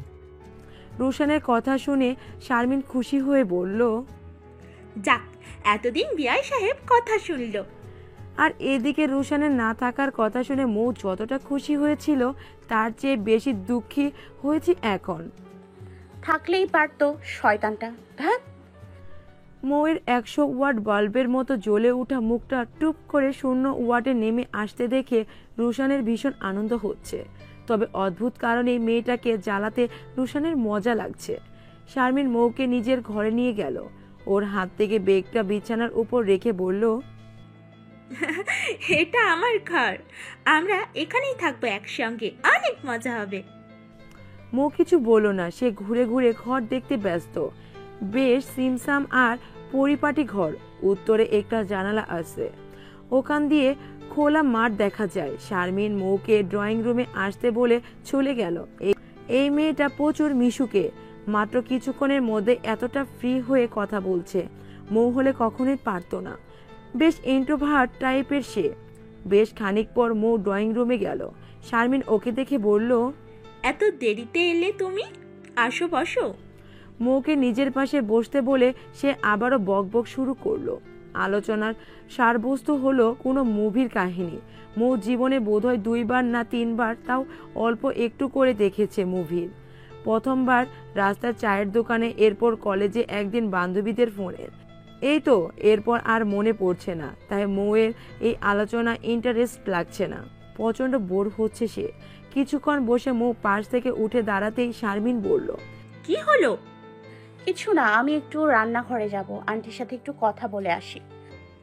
আচ্ছা যাও। যাওয়ার সময় মৌয়ের চোখ রোশানের দিকে পড়তেই দেখলো সেও ওর দিকে তাকিয়ে আছে। মৌ চোখ ফিরিয়ে মনে মনে বলল, আপদ। দুপুরে খাবার খাওয়ার সময় শারমিন হঠাৎ করে বলে উঠল, বিয়া সাহেব, আজ তো আপনি থাকছেন তাই না? চলুন আমরা 4 জন কোথাও ঘুরে আসি। হ্যাঁ, যাওয়া যায়। রোশান খেতে খেতেই বলল, না না বাবা, তোমরা 3 জন যাও, ঘুরে আসো, আমি যাব না। সিনথিয়া বেগম আপত্তি করে বসলেন। কেন মা? শারমিন মন খারাপ করে বলল, খালি বাড়ি রেখে যেতে মন চায় না। তোরা যা, তোদের মতো বয়সে আমি কত ঘুরে বেরিয়েছি, এখন আর মন চায় না। মায়ের না যাওয়ার কথা শুনে শারমিন একটু মন খারাপ করলেও তাতে তার উৎসাহের বিন্দুমাত্র ভাটা পড়ল না। সে অতি উৎসাহে বলল, আচ্ছা তাহলে আধ ঘন্টা পরই আমরা বের হব। রুশান বলল, ডান। বান্ধবীর সাথে শপিং মলে ঘুরতে ঘুরতে ভুলবশত একজনের সাথে ধাক্কা খেতে ইফরা সরি বলার জন্য ঘুরে দাঁড়ালো, কিন্তু সরি বলতে পারল না, কারণ সামনের মানুষটা আহাদ। ওর সাথে একটা মেয়ে দাঁড়ানো, ওর গার্লফ্রেন্ড। ইফরা মেয়েটাকে চেনে। চোখ মুখ শক্ত করে ইফরা চলে যাওয়ার জন্য ঘুরে দাঁড়াতে আহাদ ওর হাত ধরে ফেললো। তারপর বলল, একটু দাঁড়াও, কথা আছে। How dare you to touch me? ভারী শক্ত গলায় বলল ইফরা। আহাদ হাতটা ছেড়ে দিয়ে ওর গার্লফ্রেন্ডকে বলল, একটু সামনে যাও, আমি আসছি। মেয়েটা একবার ইফরার দিকে রুক্ষ দৃষ্টিতে চেয়ে কিছুটা সামনে গিয়ে দাঁড়ালো। আমিও আমার বান্ধবীকে একটু সাইডে যেতে বললাম। আহাদ কিছুক্ষণ ইতস্তত করতে করতে বলল, তুমি নাকি বিয়ে করছো? হ্যাঁ, তোমার কোনো সমস্যা? ইফরা তিক্ত গলায় বলল, না সমস্যা না। ছেলেটা কে? সেটা জেনে তুমি কি করবে? না এমনি, wish you happy married life. কথা শেষ? হ্যাঁ। Okay, now bye. এটা বলে ঘুরে হাঁটা ধরল ইফরা। শারমিন ভারী মেকআপ করতে 1 ঘন্টা লাগিয়েছে, যেন সে কোথাও বিয়ে বাড়িতে যাচ্ছে। নিজের মেকআপ করা শেষ হতে মৌকে বলল, তুমি মেকআপ করবে? আমি মেকআপ চাই না। আচ্ছা তাহলে চলো বের হই, বিয়া সাহেব অপেক্ষা করছে। রুশান শারমিনকে দেখে মনে মনে একটা নাক চিটকানি দিল, কারণ ওর মেকআপ পছন্দ না। ন্যাচারাল বিউটি সুন্দর, তবুও বিয়ান বলে কথা, বিয়াই সাহেব একটু প্রশংসা না করলে চলে। তাই রোশান একটু প্রশংসা করে দিল। বাসা থেকে 3 জনই একসাথে বের হলো। মৌ একটু পেছনে আর ওরা 2 জন সামনে কথা বলতে বলতে হাঁটছে। হঠাৎ হাঁটতে হাঁটতে রোশান অসাবধানতায় ছাগলের হাগুর উপর পা দিয়ে ফেলছে। তাই দেখে মৌ আর শারমিনের হাসতে হাসতে অবস্থা শেষ। আর এদিকে রোশান ক্রুদ্ধ চোখে মৌয়ের দিকে তাকিয়ে আছে। জীবনটা পুরা হাগুময় হয়ে গেছে। উপরে নিচে ডানে বামে সব জায়গায় হাগু আর হাগু।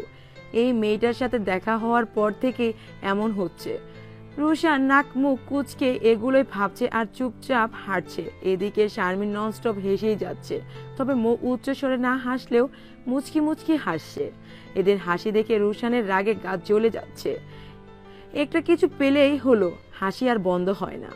শপিং মল থেকে বের হয়ে বান্ধবীকে বিদায় দিয়ে ইফরা রোমানকে ফোন দিল। হঠাৎ ইফরার ফোন পেয়ে রোমান হকচকিয়ে গেল। সে এই সময়ে তাও ইফরার ফোন আশা করেনি, তবুও রিসিভ করতে ওপাশ থেকে ইফরা হাই হ্যালো না বলে ডিরেক্ট বলল, আপনি কোথায়? অফিসে আছি। ছুটি কখন? আধা ঘন্টা পরই বের হব। আধ ঘন্টা পর মাজারের সামনে চলে আসুন। আচ্ছা। ইফরা ফোন রেখে হাঁটা ধরলো। মাজারের সামনে পৌঁছাতে 15 মিনিট লাগবে। আরো 15 মিনিট রোমানের জন্য দাঁড়াতে হবে। এদিকে ইফরা ডেকেছে বলে রোমান বসকে বলে আধ ঘন্টা আগেই বেরিয়ে গেছে। ফলে ইফরা পৌঁছানোর আগেই দেখলো রোমান নির্দিষ্ট জায়গায় দাঁড়িয়ে আছে। রোমানকে নিজের আগে পৌঁছাতে দেখে ইফরা বলল, আপনার তো আরো পরে আসার কথা, এত তাড়াতাড়ি কিভাবে এলেন? আপনি ফোন দেওয়ার পরই বের হয়েছিলাম তাই না। রোমান এলোমেলো হেসে মাথা চুলকে বলল, হে কি মাথায় উকুন আছে নাকি? মাথা চুলকাচ্ছেন কেন? রোমান দ্রুত জবাব দিয়ে বলল, না উকুন নেই, এমনি চুলকাচ্ছিলাম। হ্যাঁ। ও আচ্ছা, চলুন একটু হাঁটি। চলুন। ইফরা আর রোমান ফুটপাত ধরে পাশাপাশি হাঁটছে। হাঁটতে হাঁটতে ইফরা বলল, বিয়েটা কবে হলে ভালো হয়? এমন একটা কথা শুনবে এটা রোমান ভাবিওনি। নিজেকে অতি কষ্টে সামলে নিয়ে বলল, আপনি যখন বলবেন। ইফরা খানিকটা বিরক্ত হয়ে বলল, মানে কি আপনার পছন্দ নেই? রোমান একটু থতমত খেয়ে বলল, না মানে আমার তো সমস্যা নেই, আপনি যখন বলবেন আমি তখনই জামাই সেজে হাজির হয়ে যাব, কিন্তু আমি তো আপনার জন্য বলেছি, আপনার তো কোনো সমস্যা থাকতেই পারে। ইফরা একবার রোমানের দিকে তাকিয়ে বলল, আচ্ছা আপনি অফিসিয়ালি আপনার পরিবারকে দিয়ে আমার বাসায় প্রস্তাব পাঠান, তারপর তারা কথা বলে যেদিন ধার্য করে সেদিনই। এটাই ভালো। চালমারি খাবেন? রোমান হালকা সাহস নিয়ে অফারটা করেই ফেললো, কারণ এই স্বর্ণকেশী মানবীকে সে ভালোবাসলেও তার সামনে কথা বলতে বেচারির হাঁটু কাঁপে, কথা এলোমেলো হয়ে যায়, টেনশনে গলা শুকিয়ে যায়, আরো নানান সমস্যা। কেন যে এমন হয়? ইফরা মৃদু হাসলো, অফারটা গ্রহণ করে বলল, ঠিক আছে, তবে বেশি ঝাল দেওয়া চলবে না। আচ্ছা ঠিক আছে, আপনি দাঁড়ান আমি আসছি। 5 মিনিটের মধ্যেই রোমান দুটা ঠোঙা ভরা ঝালমুড়ি নিয়ে এলো। ইফরা একটা মিষ্টি হাসি দিয়ে ধন্যবাদ দিল, আর তাতেই যেন রোমানের রাতের ঘুম স্বপ্ন সব উড়ে বাষ্প হয়ে গেল। এই মেয়েটাকে কেন যে এত ভালোবাসে রোমান নিজেও জানে না। খুব সাধারণভাবেই ভালো লেগে যায় মেয়েটাকে। একদিন বন্ধু আয়নের গায়ে হলুদে মেয়েটাকে দেখেছিল রোমান। সবার থেকে আলাদা দাঁড়িয়ে কাঁদছিল, কাঁদতে কাঁদতে কাজল চোখের নিচে লেপটে গিয়েছিল, দেখতে পেতনি লাগছিল, কিন্তু চিকন সরু ঠোঁটের ওপরে তিলটা পেতনি নামক শব্দটা সায় দিচ্ছিল না। সেদিন রোমান বিপাকে পড়ে গিয়েছিল। কেন জানি কৌতূহলী হয়ে পুরো গায়ে হলুদ অনুষ্ঠানে ওকে ফলো করছিল সে। তারপর থেকে গোপনে, খুব গোপনে ভালোবেসে ফেলেছিল। তারপর একদিন বন্ধুর বোনের সাহায্যে মেয়েটার সব খবরাখবর নিয়ে জানতে পারে কিছুদিন আগে মেয়েটার ব্রেকআপ হয়েছে, আর সেই এটা নিয়ে আপসেট। তবে রোমান স্বার্থপরের মতো খুশি হয়েছিল। মেয়েটার বাড়ির ঠিকানা জোগাড় করে মেয়েটার মাকেও হাত করে ফেলেছিল। আজকে কাছাকাছি একটা পার্কে কতক্ষণ ঘোরাঘুরি করে রাস্তার ধারে ফুচকা চটপটি খেয়ে বাসায় ফিরছে 3 জন। এই পুরোটা সময় মৌ শারমিনের সাথে একটা কথা বলেও রুশানের সাথে কথাই হয়নি। রুশানও বলেনি। ওর ধারণা মেয়েটার প্রচণ্ড অহংকার, তাই হয়তো ওর সাথে কথা বলে না। থাক, না বলুক, এমন একটা মেয়ে কথা না বলে কিছুই আসে যায় না। বাসায় ফিরে মৌ আর শারমিন ঘরে গেল ফ্রেশ হতে, আর রুশান একটু বাইরে গেছে। 10 মিনিট পর একটা 2 লিটারের 7 আপের বোতল নিয়ে হাজির হলো। শারমিন খুশিতে গদগদ হয়ে বলল, উফ বিয়াই সাহেব, আপনি কিভাবে আমার মনের কথা বুঝে যান? আমিও এটাই চাইছিলাম। রুশানও মজা নিয়ে বলল, বেআইনের মনের ভাব বেআই না বুঝলে কে বুঝবে বলুন। এদিকে মৌ এদের অতিরিক্ত আধিক্যতায় বেশ বিরক্ত হচ্ছে। এসব ইন্ট্রোভার্ট মানুষের এই একটাই সমস্যা, স্রোতের টানে ভাসতে পারে না, একদম দামও পায় না। শারমিন গ্লাস এনে 7 আপ ঢেলে মাকে এক গ্লাস দিয়ে এলো। সিনথিয়া বেগম নিজের ঘরে বসে তসবি টিপছেন। প্রতিদিন তিনি নামাজের পর তসবি পড়েন। মাকে দিয়ে এসে আগে রোশানকে দিয়ে মৌকে দিতে নিলেই মৌ বলল, না গো, তুমি খাও। বিষয়টা মৌ স্বাভাবিকভাবে বললেও রোশান ভেতরে ভেতরে ভীষণ ক্ষেপে গেল। কথাটা না হয় নাই বললে, তাই বলে এখন সে এনেছে বলে খাবেও না? এত তেজ! রোশান তীক্ষ্ণ দৃষ্টিতে একবার মৌয়ের দিকে তাকালো। মৌও চাইলো ওর দিকে, কিন্তু ওর এমন ধারালো দৃষ্টি কারণ বুঝতে পারল না। অনেকক্ষণ আড্ডা চললো, কিন্তু আড্ডায় শারমিন ছাড়া আর কারো মনোযোগ নেই। মৌয়ের এসব আড্ডা জমে না, কিন্তু রোশান মৌয়ের ওপর ক্ষেপে আছে বলেই মনোযোগ দিতে পারছে না। রাতের খাবার শেষ হওয়ার পর আরও কিছুক্ষণ গল্প সল্প চললো। তারপর সবাই শুতে গেল। মৌ আর শারমিন একসাথে ঘুমালো আর রোশান গেস্ট রুমে। মাঝরাতে হঠাৎ মৌয়ের ঘুম ভেঙে গেল। মায়ের কথা মনে পড়ছে, কান্না আসছে। আজ 2 দিন হয়ে গেল মাকে দেখে না, সামনাসামনি কথা হয় না। শোয়ার আগে সিনথিয়া খালার নাম্বার থেকে কিছুক্ষণ কথা হয়েছিল, তারপর মা রেখে দেয়। জীবনটা এমন কেন? মৌ বাম হাত দিয়ে চোখ মুছে সন্তপনে বিছানা ছাড়লো। পানি খাওয়ার প্রয়োজন, তাই ড্রয়িং রুমে যেতে হবে। মৌ ড্রয়িং রুমে এসে লাইট জ্বালিয়ে পানি খেয়ে আবার লাইটটা বন্ধ করে চলে যেতে নিলে কেউ একজন এসে ওর মুখটা চেপে ধরে আর হাত দুটো পেছনে নিয়ে আটকে ফেলে। অন্ধকারে চেহারা বোঝা না গেলেও বোঝা যাচ্ছে পুরুষ অবয়ব। মৌ ভয়ে লোকটার হাতে কামড় দিয়ে বসলো, আর সাথে সাথেই লোকটা মৌয়ের মুখ থেকে হাত সরিয়ে ফেললো। তারপর আর্তনাদ করে বলল, ডাইনি একটা, এত জোরে কেউ কামড়ায়? এতক্ষণে গলার স্বর চিনে গেল এটা রোশান। মৌ কিছুটা বিস্মিত হয়ে বলল, আপনি? হ্যাঁ আমি। এত জোরে কেউ কামড়ায়? এখন যদি আমার হাতে জলাতঙ্ক হয়? মৌয়ের রাগ উঠে গেল। ছেলেটা ওকে কুকুর বলল। তুই ছাগল, তোর 14 গোষ্ঠী ছাগল পাগল। তুই ছাগলের গু মুত সব খাস। আচমকা এই কথাগুলো বলে মৌ বিদ্যুৎ গতিতে রুমে চলে গেল, আর রোশান বেককালের মতো দাঁড়িয়ে রইল। কি বলে গেল মেয়েটা? রোশানের গা গোলাচ্ছে। ছি! মৌয়ের মতো রোশানও পানি খেতেই উঠেছিল, কিন্তু যখন নিজের রুম থেকে বেরিয়ে মৌকে দেখলো তখন ভাবলো ভয় দেখাবে, কিন্তু এসে মুখ চেপে ধরতে কামড়ে দিল। রোশানের আগে ফুঁসতে ফুঁসতে ডাইনিং টেবিল থেকে পানির গ্লাসটা হাতে নিয়ে খেতে নিল। মৌয়ের বলা কথা, তুই ছাগলের গু মুত সব খাস, আজ এটা মনে পড়ে গেল। এখন পানিকেও মুত লাগছে। কি একটা অবস্থা! রোশান পানি না খেয়ে ঘরে চলে গেল। নাস্তা খেয়ে মৌ আর রোশান বের হবে সিনথিয়া খালার বাসা থেকে। আজই ওরা ফিরবে। রোশান চেয়েছিল একা আসতে, কিন্তু শিরিন ফোন দিয়ে বলল মৌকেও নিয়ে আসতে। তাই আর কি করার, এখন মৌকেও নিয়ে ফিরতে হবে। এমনিতেই এই মেয়েটাকে দেখতে ইচ্ছে করে না, তার উপর কাল রাতে কি জঘন্য কথা বলেছে মনে পড়লে এখনো বমি আসতে নেয়। সেজন্য আজ নাস্তাও খায়নি। সিনথিয়া বেগম আর শারমিন অনেক করে বলেছিল, কিন্তু রোশান নানা রকম চুতো ধরে খায়নি। মৌয়ের খাওয়া শেষে শারমিন আর সিনথিয়া খালার থেকে বিদায় নিয়ে বাইরে এসে দাঁড়ালো। রোশান আগে থেকেই দাঁড়িয়ে আছে, মনে মনে খুব রেগে আছে। তাই আজ আর রিক্সা নেয়নি, শিক্ষা দেওয়ার জন্য হাঁটিয়ে নেবে। ওর তো সমস্যা নেই, কারণ এই রোডে সপ্তাহে 3 দিন আসা পড়ে, একটা অ্যাডমিশন কোচিংয়ে পড়ানোর জন্য, আর বেশিরভাগ সময় হেঁটে আসে। মৌ পাশাপাশি এসে দাঁড়াতেই রোশান রুক্ষ দৃষ্টিতে একবার চেয়ে তারপর বলল, আজকে কি রিক্সা নাই, হেঁটে যেতে হবে? এটা বলে মৌ হাঁটতে শুরু করলো। একটু পেছনে রোশানও আসছে। মৌ হাঁটতে হাঁটতে ভাবছিল রোশানকে সরি বলা উচিত। কাল রাতে রেগে গিয়ে অনেকটা উল্টাপাল্টা কথা বলে ফেলেছে, কিন্তু সরি কিভাবে বলবে? এর আগে কাউকে সরি বলা হয়নি, তাই এক্সপিরিয়েন্সও নেই, কিন্তু বলা উচিত। দূর, একটা সরি তো বলেই দেই।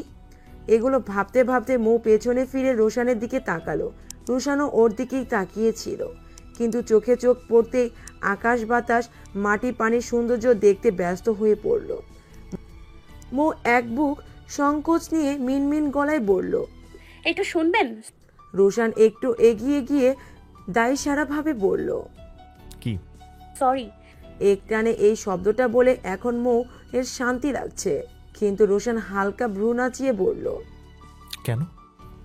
এই যে ওই যে কাল রাতে আপনাকে ওই সব বলেছি তাই। ও, আপনার আবার অনুশোচনাও আছে? রুশানের এহেন খোঁচামূলক কথা শুনেও মৌ কিছু বলল না, কারণ কথায় কথা বাড়ে, শুধু শুধু কথা বাড়িয়ে লাভ নেই। রুশান পুনরায় আবার বলল, আচ্ছা আমিও সরি, আমার ওসব বলা ঠিক হয়নি।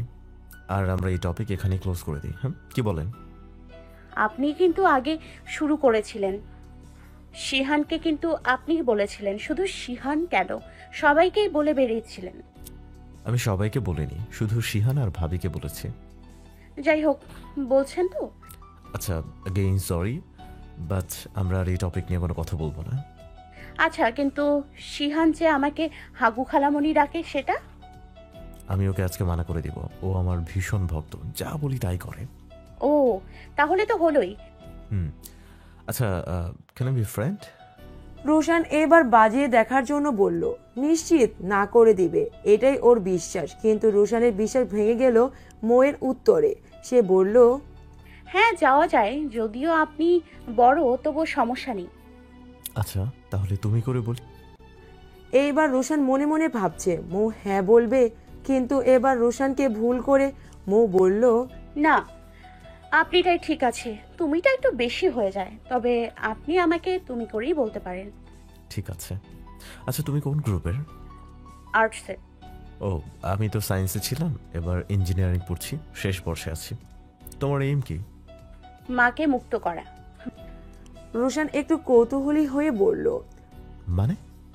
মানে হলো আমার মা একটা জেলখানায় পড়ে আছে, আমি ওনাকে মুক্ত করে নিজের কাছে নিয়ে আসতে চাই, এটাই আমার এইম। কিসের জেলখানা, কিসের মুক্তি, বুঝতে পারছি না আমি। শিরাপু বলেনি আপনাকে? না, ভাবি তো বললো তুমি এখানে কয়েকদিন থাকবে, সেই জন্য আনতে যেতে হবে। ও আচ্ছা, আমি বলছি, আমার বাবা অনেক আগেই মারা যায়, তখন মামারা জোর করে মাকে আবার বিয়ে দেয়, এবং আমার মায়ের দ্বিতীয় স্বামী মদখোর, প্রতি রাতে গাঁজা খেয়ে এসে মাকে প্রচণ্ড মারে। আর আমার মার তো আছে উটকো ঝামেলা। যে একটু বড় হবার পর আমার সৎ চাচাতো ভাই রাশেদ, ওই যে আমাকে আনার সময় যাকে দেখলেন, সে, তার আমার ওপর নজর পড়ে যায়, আমাকে বিয়ে করতে চায়, কিন্তু আমি মা কখনোই চাইতাম না। মায়ের প্রচেষ্টায় কষ্ট করে ইন্টার পর্যন্ত পড়েছি, তারপর ওদের অত্যাচারে আর পড়তে পারিনি, 1 বছর ড্রপ দিয়েছি। ভেবেছি পরিণতি খুব খারাপ আমার, কিন্তু 3 দিন আগে মা বলল আমাকে পালিয়ে যেতে, কারণ ওই রাশেদের সাথে আমার বিয়ের কথা চলছে এবং শীঘ্রই বিয়ে হবে, তখন আর কেউই আটকাতে পারবে না। তাই মা আমাকে পালিয়ে যেতে বললেন। এরপর তো আপনি জানেনই। কথা শেষে মৌ একটা দীর্ঘশ্বাস ছাড়ল। রোশন সব শুনে কিছুক্ষণ চুপ থেকে বলল, তোমার এখন খুব ভালো করে পড়া উচিত নিজের লক্ষ্যে পৌঁছানোর জন্য। হ্যাঁ, কিন্তু আমি কোনো দিক দিশা পাচ্ছি না, অ্যাডমিশনের কোনো বইও নেই আমার কাছে, শুধু বোর্ড বইগুলো এনেছি, কোনো কোচিংও করতে পারছি না, আর মাত্র 2 মাস বাকি। আমি ভীষণ হতাশ, জানি না পারবো কি না। পারবো, আমি পারবে, ধৈর্য ধরো, আমি তোমার অ্যাডমিশনের বইয়ের ব্যবস্থা করে দিব।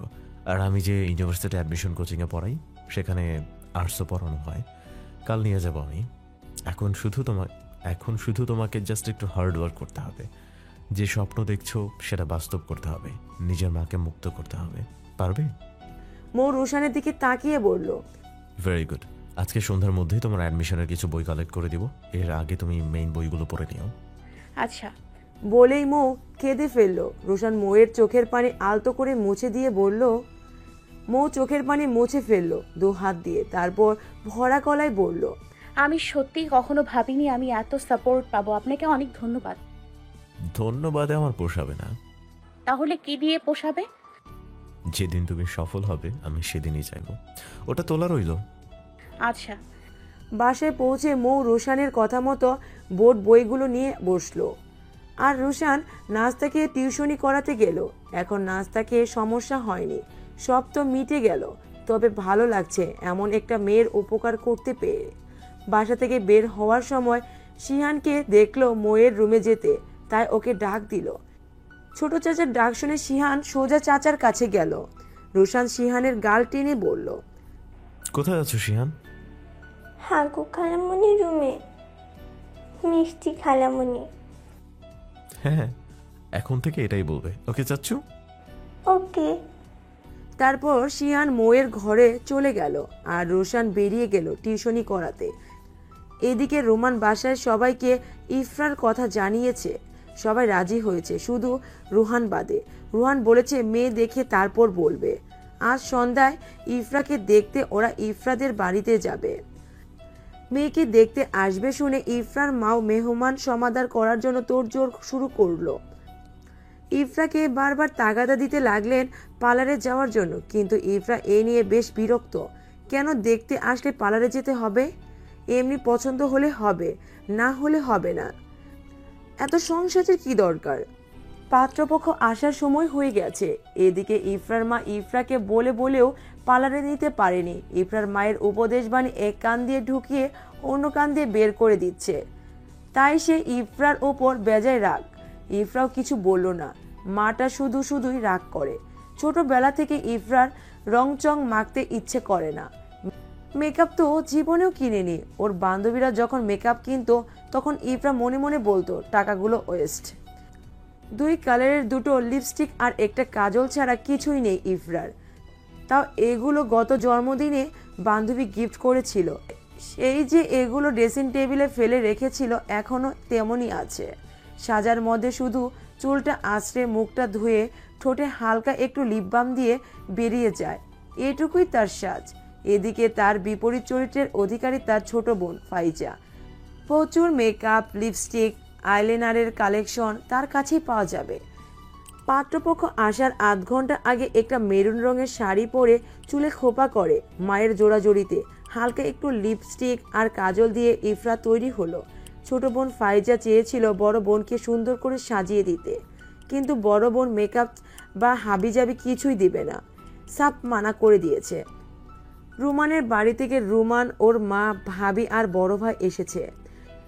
ইফরাকে দেখে রোমানের মায়ের যে পছন্দ হয়েছে সেটা ওনাদের কথাবার্তায় প্রকাশ পাচ্ছে।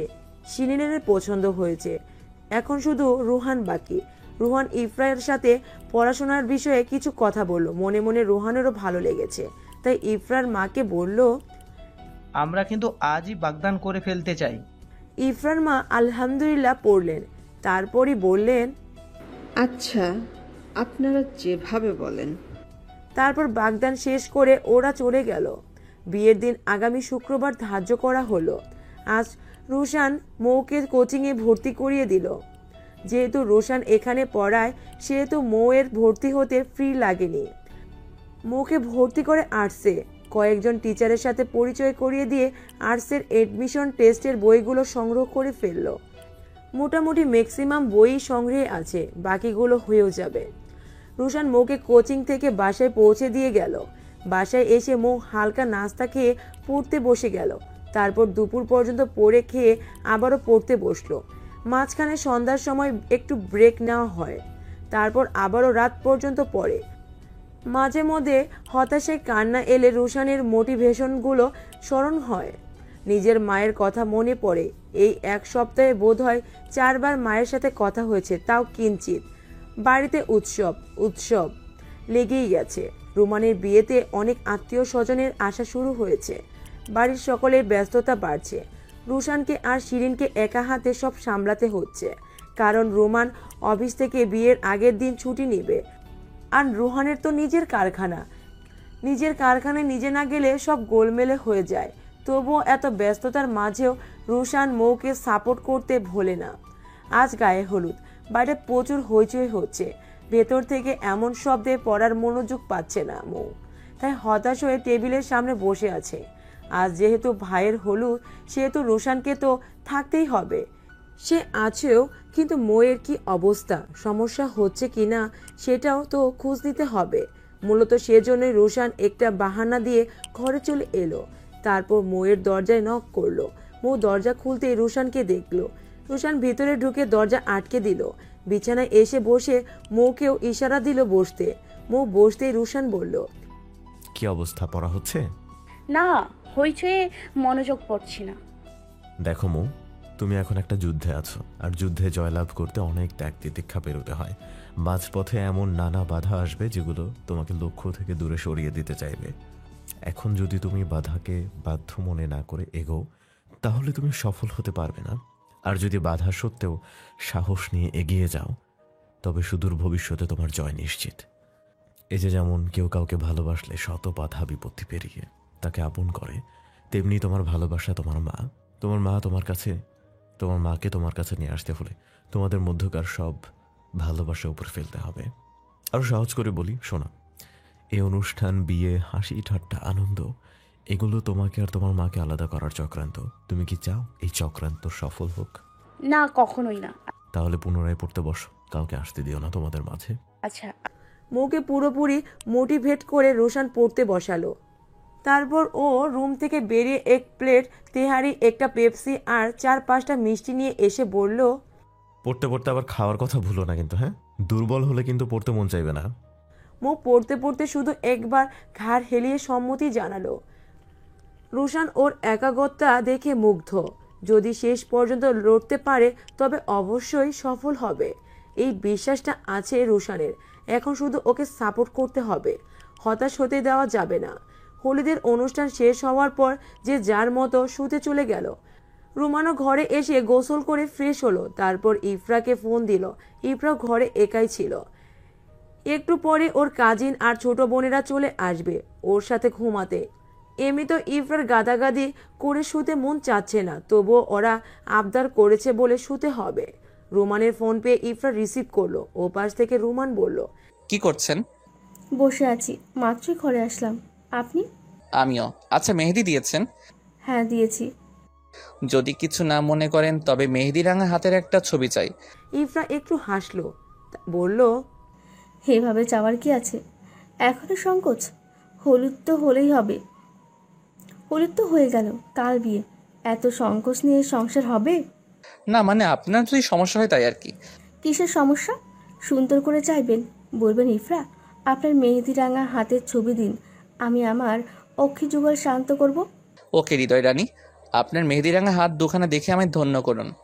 রুমানের এমন কাব্যিক প্রচেষ্টা দেখে ইফরা একটু চাপা হাসলো। তারপর বলল, দিচ্ছি, হোয়াটসঅ্যাপ দেখুন। আচ্ছা, আর একটু কথা বলবেন নাকি ঘুমিয়ে পড়বেন? ওরা আস্তে আস্তে আর একটু কথা বলাই যায়। আচ্ছা। সবাই ঘুমিয়ে যাবার পর রোশান মৌয়ের রুমে নক করলো। মৌ দরজা খুলতে রোশান 1 কাপ কফি দিয়ে বলল, এটা রাখো, পড়তে পড়তে খাবা। আর এখন রাত 1টা বাজে, আর 15-20 মিনিট পর ঘুমিয়ে যাবা। তারপর সকালে তাড়াতাড়ি উঠে আবার বসবা। লেট নাইট পড়ার চেয়ে সকালে পড়া অনেক ভালো। আচ্ছা, আপনি ঘুমাবেন না? আধ ঘন্টার মধ্যেই শুয়ে পড়বো, আসছি। দরজা আটকে দাও। এটা বলে রোশান চলে গেল আর মৌ দরজা আটকে দিল। একটু আগে বিয়ে পড়ানো হয়েছে, বর কনে একসাথে বসে আছে। অনেক আত্মীয় স্বজন এসে ওদের সাথে কথা বলছে, ছবি তুলছে। রোমান ইফরা দুজনকেই ভালো লাগছে। হঠাৎ ইফরা রোমানকে খোঁচা দিয়ে ফিস ফিস করে বলল, আমার এক্সকে দেখবেন? রোমান ভ্রু কুচকে বলল, কোথায় আসছে নাকি? হ্যাঁ, ওই তো সামনে তাকান, দুটো ছেলের কথা বলছে। এর মধ্যে ডান পাশের পার্পেল কালারের পাঞ্জাবি পরাটা। রোমান দেখলো দুটো ছেলের মধ্যে ওর ভাইও আছে। রোশান আর ওই ছেলেটা কথা বলছে। রোশানের বন্ধু নাকি, ডাক দিবে? এটা ভাবতে ভাবতে পাশ থেকে ইফরা রোশানকে ডাক দিল।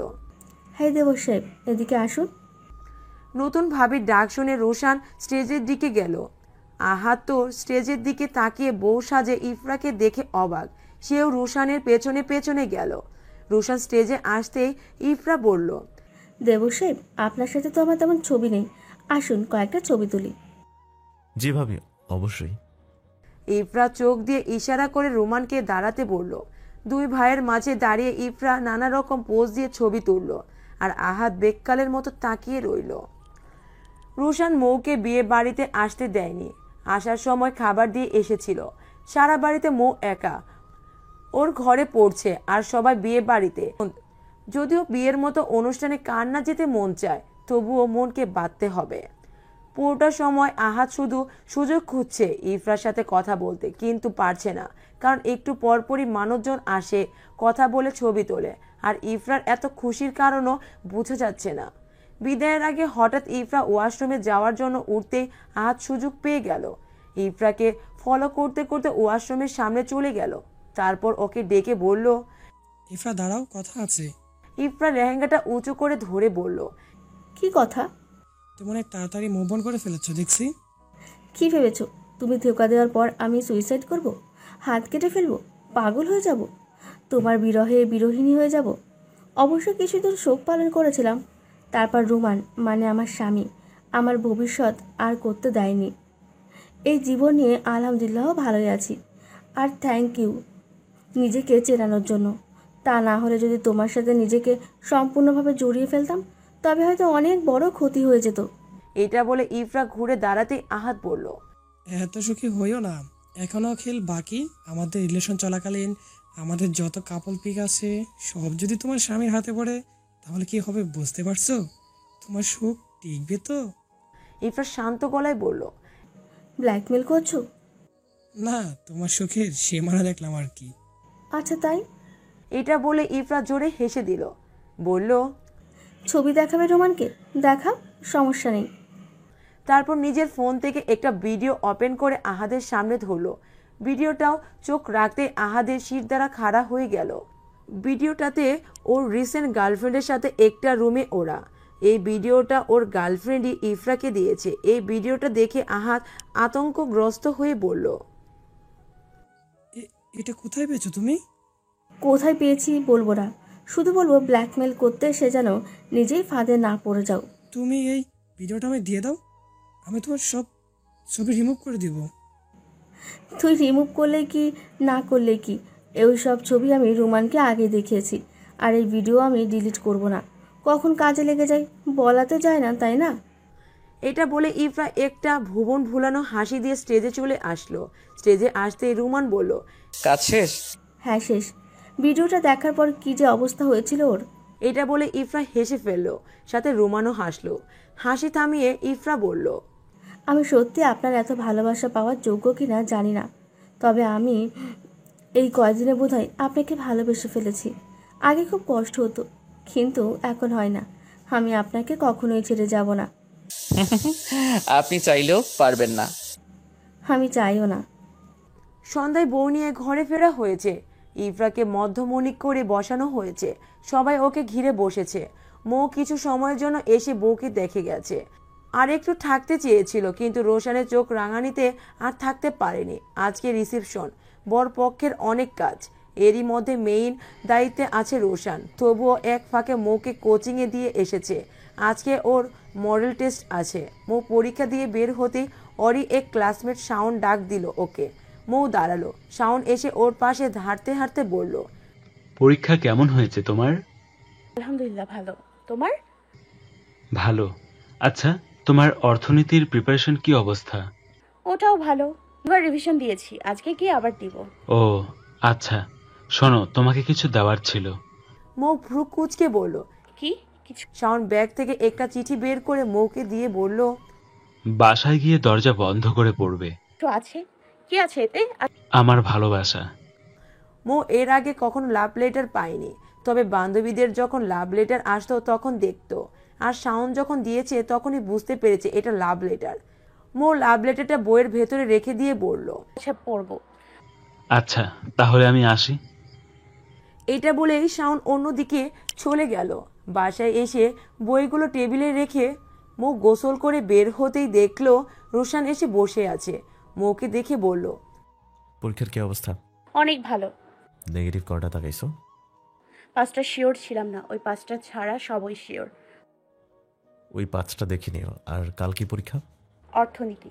আচ্ছা, তাহলে সুন্দর করে পড়তে বসো, আমি খাবার দিয়ে যাচ্ছি, খেয়ে নিবা। আচ্ছা। তারপর রোশান চলে গেল। দুপুরে বাড়ি ভর্তি মানুষজন, 5 জন ওয়েটার রেখেও যেন হচ্ছে না। অগত্যায় রোশান নিজে ওয়েটার হয়ে সবাইকে সার্ভ করলো। তারপর মৌয়ের জন্য আলাদা করে বেড়ে ওকে দিয়ে আসলো। পুরো দুপুর খাটুনি করে পায়ের ওপর পা তুলে আরাম করে বসে মেজো ভাইয়ের দিকে তাকিয়ে মনে মনে বলল, সমস্যা নাই, আমারও দিন আসবে, সেদিনে আমিও জামাই সেজে বসবো আর তোমার ওয়েটার সেজে খাবার সার্ভ করবা। আস্তে আস্তে মেহমান বিদায় হতে থাকলো। এদিকে ইফরা আর রোমানকে খনের বাড়ির লোকেরা নিয়ে গেল। ওরা যাওয়ার পর রোশান একটু শান্তি করে বসলো। তবুও যেন শান্তি নেই। এখনই আবার একটু টিউশনিতে যেতে হবে, তাই একটা মিষ্টি মুখে পুড়ে বেরিয়ে গেল। সন্ধ্যার সময় মৌ একবার নিজের রুম থেকে বেরিয়ে শিহানের সাথে দুষ্টুমি করলো। শিরিন আপুর ফোন দিয়ে মায়ের সাথে কথা বলে আবার নিজের ঘরে এসে পড়তে বসলো। এদিকে পরিণীতি বইয়ের ভেতরে যে শাওনের লাভ লেটারটা পড়ে আছে সেটা সে বেমালুম ভুলে গেছে। রাত 11টা পর্যন্ত পড়ে প্রচুর মাথা ব্যথা করছিল, তাই মৌ ওয়াশরুমে গেল মাথায় পানি দিতে। এদিকে রোশান টিউশনি থেকে ফিরেই মৌয়ের ঘরে এলো। ওয়াশরুমে পানি পড়ছে দেখে বুঝলো ও ওয়াশরুমে, তাই বিছানায় এসে বসলো। খালি খালি বসতে ভালো লাগে না, তাই অর্থনীতি বইটা হাতে নিয়ে উল্টাতে উল্টাতে দেখলো একটা ইনটেক চিঠি এখনো খোলা হয়নি। চিঠিটার ওপরে লেখা, প্রিয়তমা মৌ। রোশান ভ্রু কুঁচকে ফেলো চিঠিটা দেখে। এরই মধ্যে মৌ বের হয়ে এলো ওয়াশরুম থেকে। মৌকে দেখে রোশান গম্ভীর স্বরে বলল, এটা কি? মৌ কিছুটা ভয় পেল রোশানের হাতে চিঠিটা দেখে। এখন রোশান কি বলবে না বলবে এটা ভেবেই ঢোক গিলছে। এদিকে রোশান মৌকে ঘাবড়ে যেতে দেখে বলল, ভয় পাচ্ছ কেন মৌ? না মানে আসলে এটা আসার সময় আমার এক ক্লাসমেট দিয়েছিল, আমি এমনিতেই নিয়েছিলাম কিন্তু পড়া হয়নি। রোশান স্বাভাবিকভাবেই বলল, ও আচ্ছা, তো এত ভয় পাওয়ার কি আছে? ইটস সিম্পল, চলো এটা পড়ি। তুমি পড়বে নাকি আমি পড়বো? ছাড়, পড়ুন। ঠিক আচ্ছা তাহলে ছাদে চলো। সারাদিন পড়তে পড়তে তো বোর হয়ে গেছো, এক কাপ চা খেতে খেতে একটু প্রেমপত্রের মজা নেওয়া যাক নাকি? আছে, চলুন। মৌ কিছুটা হেসেই বলল, তুমি ছাদে চলে যাও, আমি চা নিয়ে আসছি। আচ্ছা।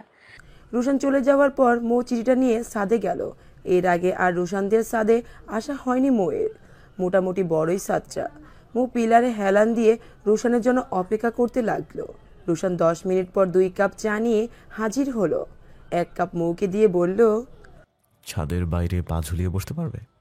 কখনো বসিনি, তবে চেষ্টা করতে পারি। আচ্ছা তাহলে আসো, খুব সাবধানে কিন্তু। আচ্ছা আচ্ছা। আগে মৌকে বসিয়ে তারপর রোশান ওর পাশে বসলো। চায়ের একটা চুমুক দিয়েই প্রশান্তির নিঃশ্বাস ফেলে বলল, চলো চিঠিটা পড়ি।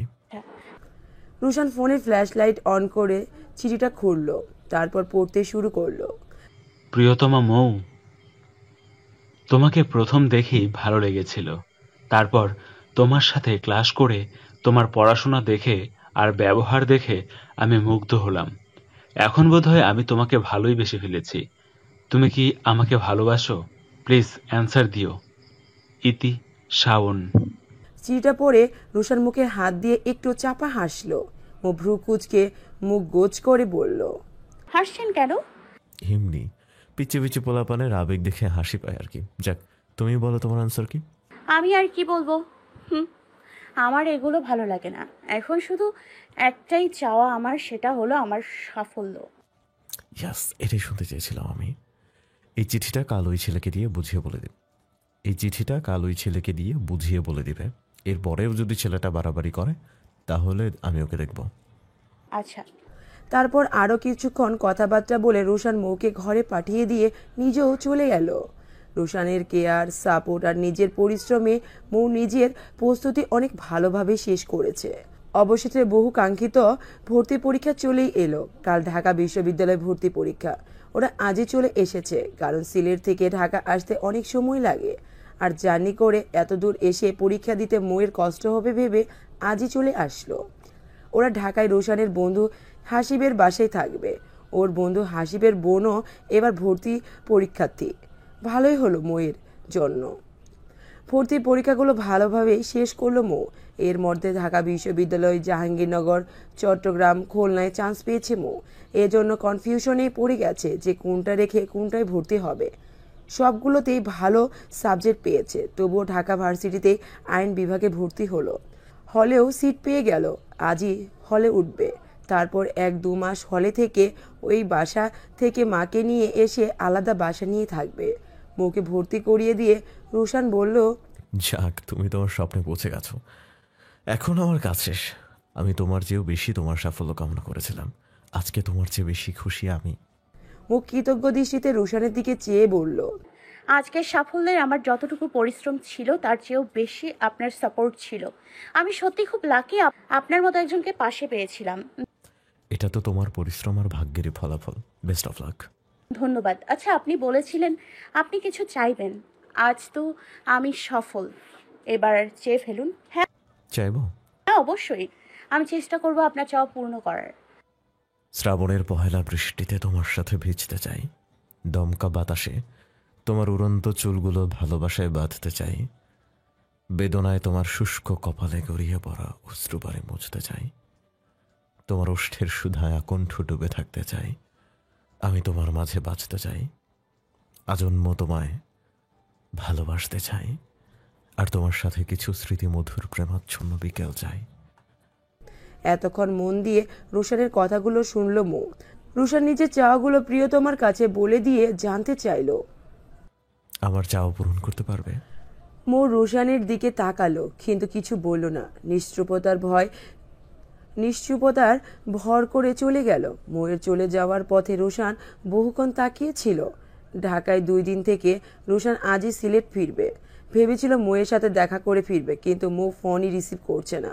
রুশান ভেবেছে হয়তো ওই দিনের কথাগুলো মৌয়ের ভালো লাগেনি, অথবা এমন কোনো অনুভূতি নেই ওর মনে যেটা রুশানের মনে আছে ওর জন্য। রুশান কখনো জোর করবে না এই নিয়ে। ও শুধুই ওর অনুভূতিটা জানিয়েছে যা এই 2 মাসে জন্মেছে। আর জীবনটা অবশ্যই মৌয়ের। ওর ভালো লাগা মন্দ লাগা সবার আগে প্রায়োরিটি পাবে। এখন মৌয়ের রুশানকে ভালো না লাগতেই পারে, এই নিয়ে আপসেট হওয়ার কিছু নেই। এগুলো রুশান মনে মনে বললেও তার মন বিদ্রোহ করে বলতে চাইছে, মিথ্যা বলিস না রুশান। মনের কথা শুনে রুশান হাসল। রুশান কমলাপুর রেল স্টেশন থেকে ট্রেনে উঠে পড়ল, গন্তব্য সিলেট। মৌ ফোন না ধরায় কাল রাতে মেসেজ করেছে যে ও চলে যাচ্ছে। মেসেজ সিন হয়েছে, কিন্তু কোনো রিপ্লাই আসেনি। রুশান ভেবেছিল হয়তো দেখা করবে, কিন্তু না, শেষ পর্যন্ত আর দেখা হয়নি। 2 মাস পরের কথা। রুশানের ইঞ্জিনিয়ারিং শেষ, ফরেন থেকে একটা জব অফার এসেছে। বাড়িতে সবাই খুশি, তবে রুশান এখনো কনফার্ম করেনি মৌয়ের জন্য। এই 2 মাসে অনেক কল আর মেসেজ দিয়েছে মৌকে, কিন্তু কোনোটাই উত্তর আসেনি। অন্তত একটাবার কথা বলে না করে দিত না, তাও করেনি। হ্যাঁ বা না কিছুই বলেনি। আজকে শেষবারের মতো একটা মেসেজ করবে, আর এটাই শেষ। রাত 12টা। রুশান মেসেজ টাইপ করছে। মৌ, কেমন আছো? মনে পড়ে আমাকে ফরেনে আমার বিদেশে একটা ভালো জব হয়েছে। আমি চলে যাব। যদি মনে হয় তাহলে একবার এসো, দেখা হয়ে যাবে। আর আমার চাওয়াটা না হয় অপূর্ণই থাক। সব চাওয়া সবসময় পূরণ হয় না। ভালো থেকো। মেসেজটা সেন্ড হতেই মৌ সিন করলো, কিন্তু প্রতিবারের মতো রিপ্লাই নেই। অভিমানে রোশান জব অফারটা ফাইনাল করে ফেলল। আগামী 15 দিন পরেই ফ্লাইট। এই 15 দিন ভিসা পাসপোর্ট তৈরি হবে। অবশেষে চলে যাওয়ার দিন ঘনিয়ে আসলো। কালই ফ্লাইট। আজ রোশান আর ওর সব বন্ধু, তার আত্মীয় স্বজনের সাথে কথা বলল। যাদের সাথে দেখা হয়নি তাদের সাথে ফোনে কথা বলেছে। এদিকে রুনা বেগমও ভেবেছিল ছোট ছেলে প্রথম ছুটিতে এলে বিয়ে করিয়ে দিবে। এজন্য তিনি গোপনে পাত্রী খোঁজা শুরু করেছে। আজ প্রচণ্ড ক্লান্ত রোশান। বন্ধুদের সাথে আড্ডা মারতে পুরো সময় শেষ, তাই আজ এত রাত হলো। ঘরে ফিরে ফ্রেশ হয়ে ফোনটা নিয়ে দেখলো মৌ অনলাইনে আছে। ভেবেছিল একবার মেসেজ দিবে, কিন্তু পরে ভাবলো মেসেজ দিয়েই তো লাভ নেই। সিন করবে বাট রিপ্লাই করবে না। আর এটা দেখে আরও বেশি কষ্ট লাগে। থাক, ওর মতো থাকো। কালই তো শেষ দিন, তারপর বোধহয় আর কথাও হবে না, আর নাইবা দেখা। রুশান ফোনটা বুকের উপর রেখে আধশোয়া হয়ে ঘুমিয়ে গেছে। হঠাৎ ঘুমের মধ্যে মনে হলো মৌ এসেছে এবং ওর বুকের উপর শুয়ে আছে। ওরা দুজনে খোলা মাঠে শুয়ে জ্যোৎস্না বিলেস করছে। যদিও রুশানের আমবস্যা ভালো লাগে, তবুও আজ কেন জানি পূর্ণিমায় ভালো লাগছে। কিন্তু বইবাদ ঘুমটা ফানুসের ন্যায় উড়ে গেল। রুশান ধরপুরিয়ে উঠে বসলো। আশেপাশে তাকিয়ে দেখে বুঝতে পারলো এটা স্বপ্ন ছিল। ওর মন খারাপ হয়ে গেল। যে আসবেই না সে স্বপ্নে এসে কেন কষ্ট দেয়। রুশান বিছানা ছেড়ে উঠে দাঁড়ালো। হঠাৎ দরজার দিকে চোখ পড়তেই চমকে উঠল।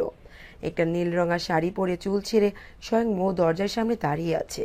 রুশান তড়িঘড়ি করে হাত ঘড়িটা দেখলো, এখন রাত 1টা। এই সময় মৌ আসবে এটা বিশ্বাসই হচ্ছে না রুশানের। এটা নিশ্চয়ই হ্যালোসিনেশন।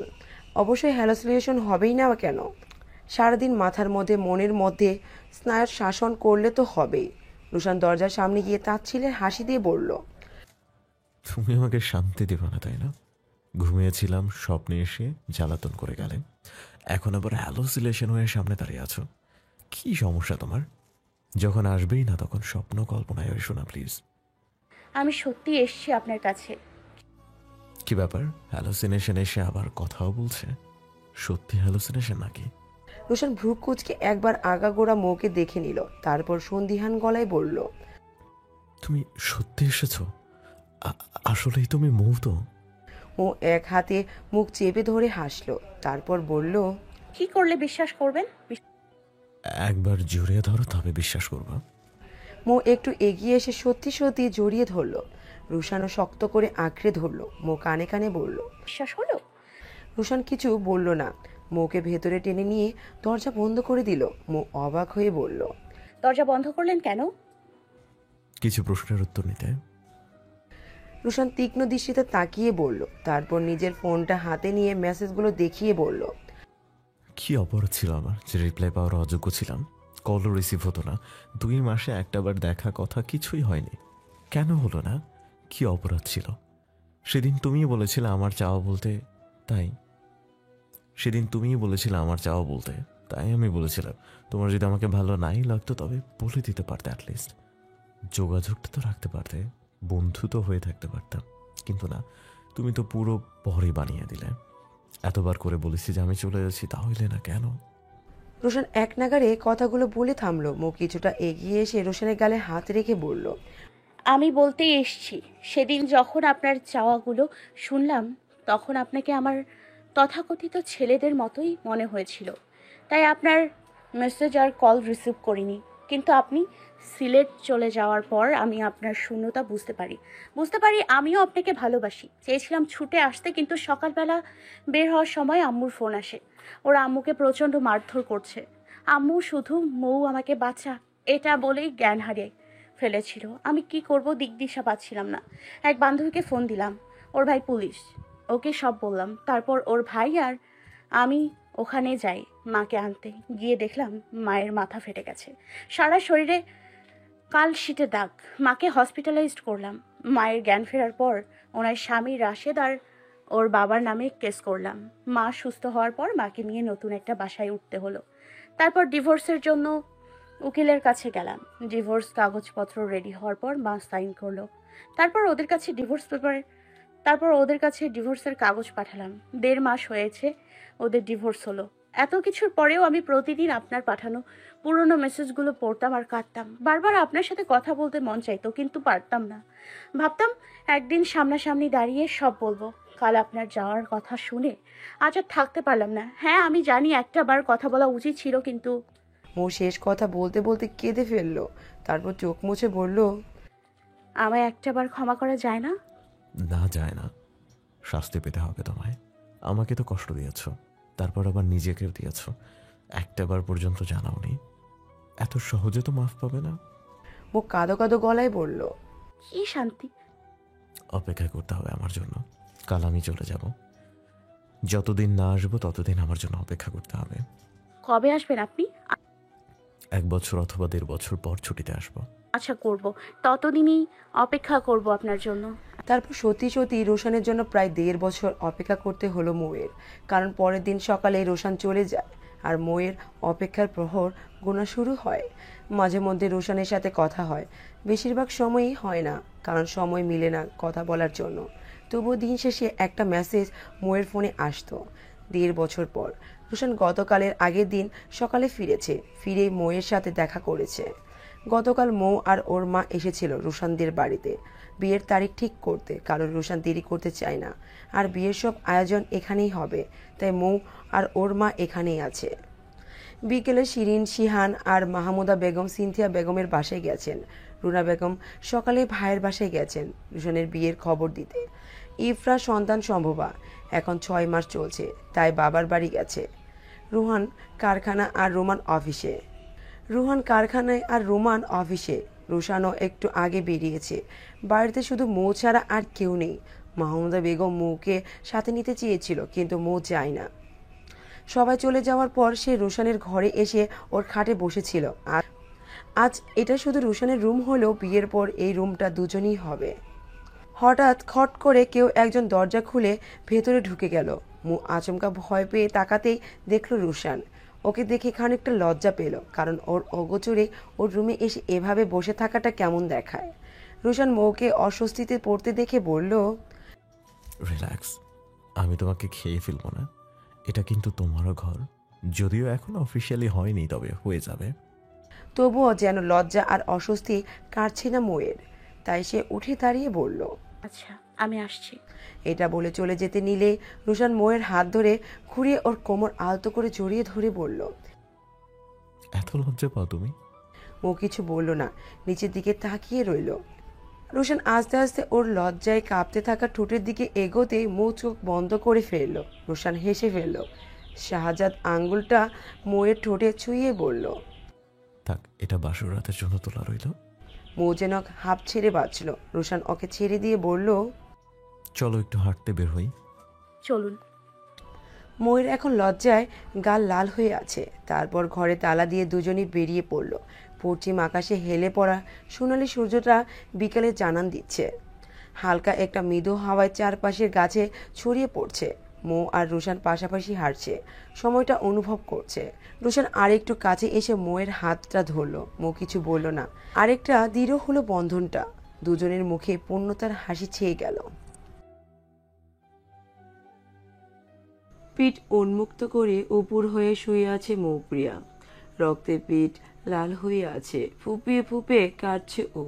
প্রচণ্ড মারের চোটে শরীরের বেহাল দশা, ব্যথায় দাঁত মুখ খিচিয়ে আসছে প্রায়। হঠাৎ পেছনে কেউ গরম কিছু একটা ছোঁয়াতে মৌপ্রিয়া ব্যথায় গগন বিদারী চিৎকার করে উঠল। কান্না কণ্ঠে বলল, আল্লাহ গো, পুড়ে গেল গো, উফ, জ্বলে গেল। মাহমুদা বেগম বাম হাতের চোখের পানি মুছতে মুছতে বললেন, মৌমা একটু ধৈর্য ধর, তোর পিঠের রক্তগুলো পরিষ্কার করে দেই। মৌপ্রিয়া দাঁত মুখ খিচিয়ে উপর হয়ে শুয়ে আছে। একটু আগে মাহমুদা বেগমের স্বামী বলতে গেলে ময়ের সৎ বাবা লথি বুদ্ধির প্যান্টের বেল দিয়ে পিটিয়েছেন। অপরাধ ছিল ভুলবশত মৌ বসার করে মেহমানদের সামনে চলে গিয়েছিল। মাহমুদা বেগম আস্তে আস্তে মেয়ের পিঠে স্যাবলন লাগাচ্ছেন। কাটা জায়গায় স্যাবলন লাগাতেই চলে যাচ্ছে। বুক ফেটে চিৎকার আসছে, কিন্তু চিৎকার করলে আবার মার খেতে হবে। পুরো পিঠের রক্ত পরিষ্কার করে মাহমুদা বেগম ব্যথানাশক ওষুধ লাগিয়ে দিলেন। কাঁদতে কাঁদতে মৌ ঘুমিয়ে গেছে। মাহমুদা বেগম মমতা ভরে ওর মাথায় হাত বুলিয়ে চলে গেলেন। এটা নিত্যকার কাহিনী। প্রতিদিনই ওকে মার খেতে হয়। আপন মা হয়েও মাহমুদা বেগম মেয়ের জন্য কিছুই করতে পারে না, এতটাই অসহায় তিনি। মৌপ্রিয়ার যখন 5 বছর বয়স তখন ওর বাবা ক্যান্সারে মারা যায়। মাহমুদা বেগম চেয়েছিলেন আর বিয়ে করবেন না, একমাত্র মেয়েকে নিয়ে জীবন পার করবেন, কিন্তু তার চাওয়া পূরণ হলো না। 3 মাসের মাথায় ভাইদের জোড়াজড়িতে বিয়েতে রাজি হতে হয়। যেহেতু বাবা মা নেই, সেহেতু ভাইদের কথাই মানতে হয়। বিয়ের সময় কথা হয় মৌপ্রিয়াও মায়ের সাথে থাকবে। প্রথমে এই শর্ত শ্বশুরবাড়ির লোকেরা মেনে নিলেও পরে মৌপ্রিয়াকে সহ্য করতে পারত না কেউ। ছোটবেলা থেকে মৌ অবহেলা, অপমান, মারধর এগুলোর সাথে খুব ভালো করে পরিচিত। 3 বেলা খাবার না জুটলেও মায়েরটা জুটে যেত। তবুও নিশুতের রাতে মা যখন বুকের মধ্যে জড়িয়ে রাখত তখন সব কষ্ট ভুলে যেত মৌ, কিন্তু বেশিক্ষণ থাকতে পারত না মায়ের কোল জুড়ে। ময়ের দম বন্ধ লাগে এই বাড়ির আবহাওয়া। দূরে কোথাও মাকে নিয়ে চলে যেতে ইচ্ছে করে। মায়ের কষ্ট ময়ের সহ্য হয় না। সারাদিন বাড়ির প্রত্যেকটা কাজ করে রাতে মদ্যপ স্বামীর খায়েশ পূরণ করতে হয়। না পারলে তাকে চাবুকের আঘাত তো আছে। মধ্যরাতে মায়ের আঘাতে মায়ের আত্মচিৎকার ময়ের মরে যেতে ইচ্ছে করে। নিজের মায়ের অসহায়ত্ব দেখার চেয়ে মরে যাওয়া ভালো, কিন্তু পরক্ষণে মায়ের কথা চিন্তা করে মৌ আর সাহস পায় না মরার। ঘুমের ঘরে পেটে কারো নোংরা স্পর্শে মৌ ধরফরিয়ে উঠে যায়। সামনে থাকা লোকটাকে দেখে ভয় পেয়ে যায়। এই লোকটার সম্পর্কে মৌয়ের সৎ চাচাতো ভাই রাশেদ। ও যখনই সুযোগ পায় মৌয়ের সাথে অসভ্যতা করতে ছাড়ে না, আর সবাইকে বলে বেড়ায় ও নাকি মৌকে বিয়ে করবে। কিন্তু মৌ লোকটাকে প্রচন্ড ঘৃণা করে। একে বিয়ে করার চেয়ে কলা গাছের সাথে ফাঁস দেওয়া ভালো। কত মেয়ের জীবন নষ্ট করছে আল্লাহ ভালো জানে। এলাকায় বেশ দাপট থাকায় কেউ কিছু বলে না তাদের। রাশেদ মোয়ের ভীত সন্তুষ্ট মুখ দেখে বিশ্রী এক হাসি দিয়ে বলল, আমারে ভয় পাস কেন মৌ? তোকে তো আমি বিয়ে করব। হবু স্বামীকে কি কেউ ভয় পায়? মৌ কিছু বলল না, গুটিসুটি মেরে বসে নিচের দিকে তাকিয়ে রইল। রাশেদ মোয়ের হাত পায়ে মারের দাগ লক্ষ্য করে নেকা আফসোসের স্বরে বলল, চাচা আবার তোর মারছে না? থাক, কান্দিস না। তুই আমার বউ হলে কেউ তোর মারতে পারবো না। এটা বলেই রাশেদ ধপ করে মোয়ের এক হাত চেপে ধরে। আতঙ্কে মৌ বারবার হাত ছাড়াতে চাচ্ছে, কিন্তু রাশেদ খুব শক্ত করে হাত চেপে ধরে রেখেছে। এরই মধ্যে মাহমুদা বেগম চলে এলেন। রাশেদকে দেখে থমথমে গলায় বললেন, রাশেদ, এই ঘর থেকে যাও, মৌ এখন খাবে। রাশেদ একবার মাহমুদা বেগমের দিকে তাকিয়ে মোয়ের হাত ছেড়ে দিয়ে চলে গেল।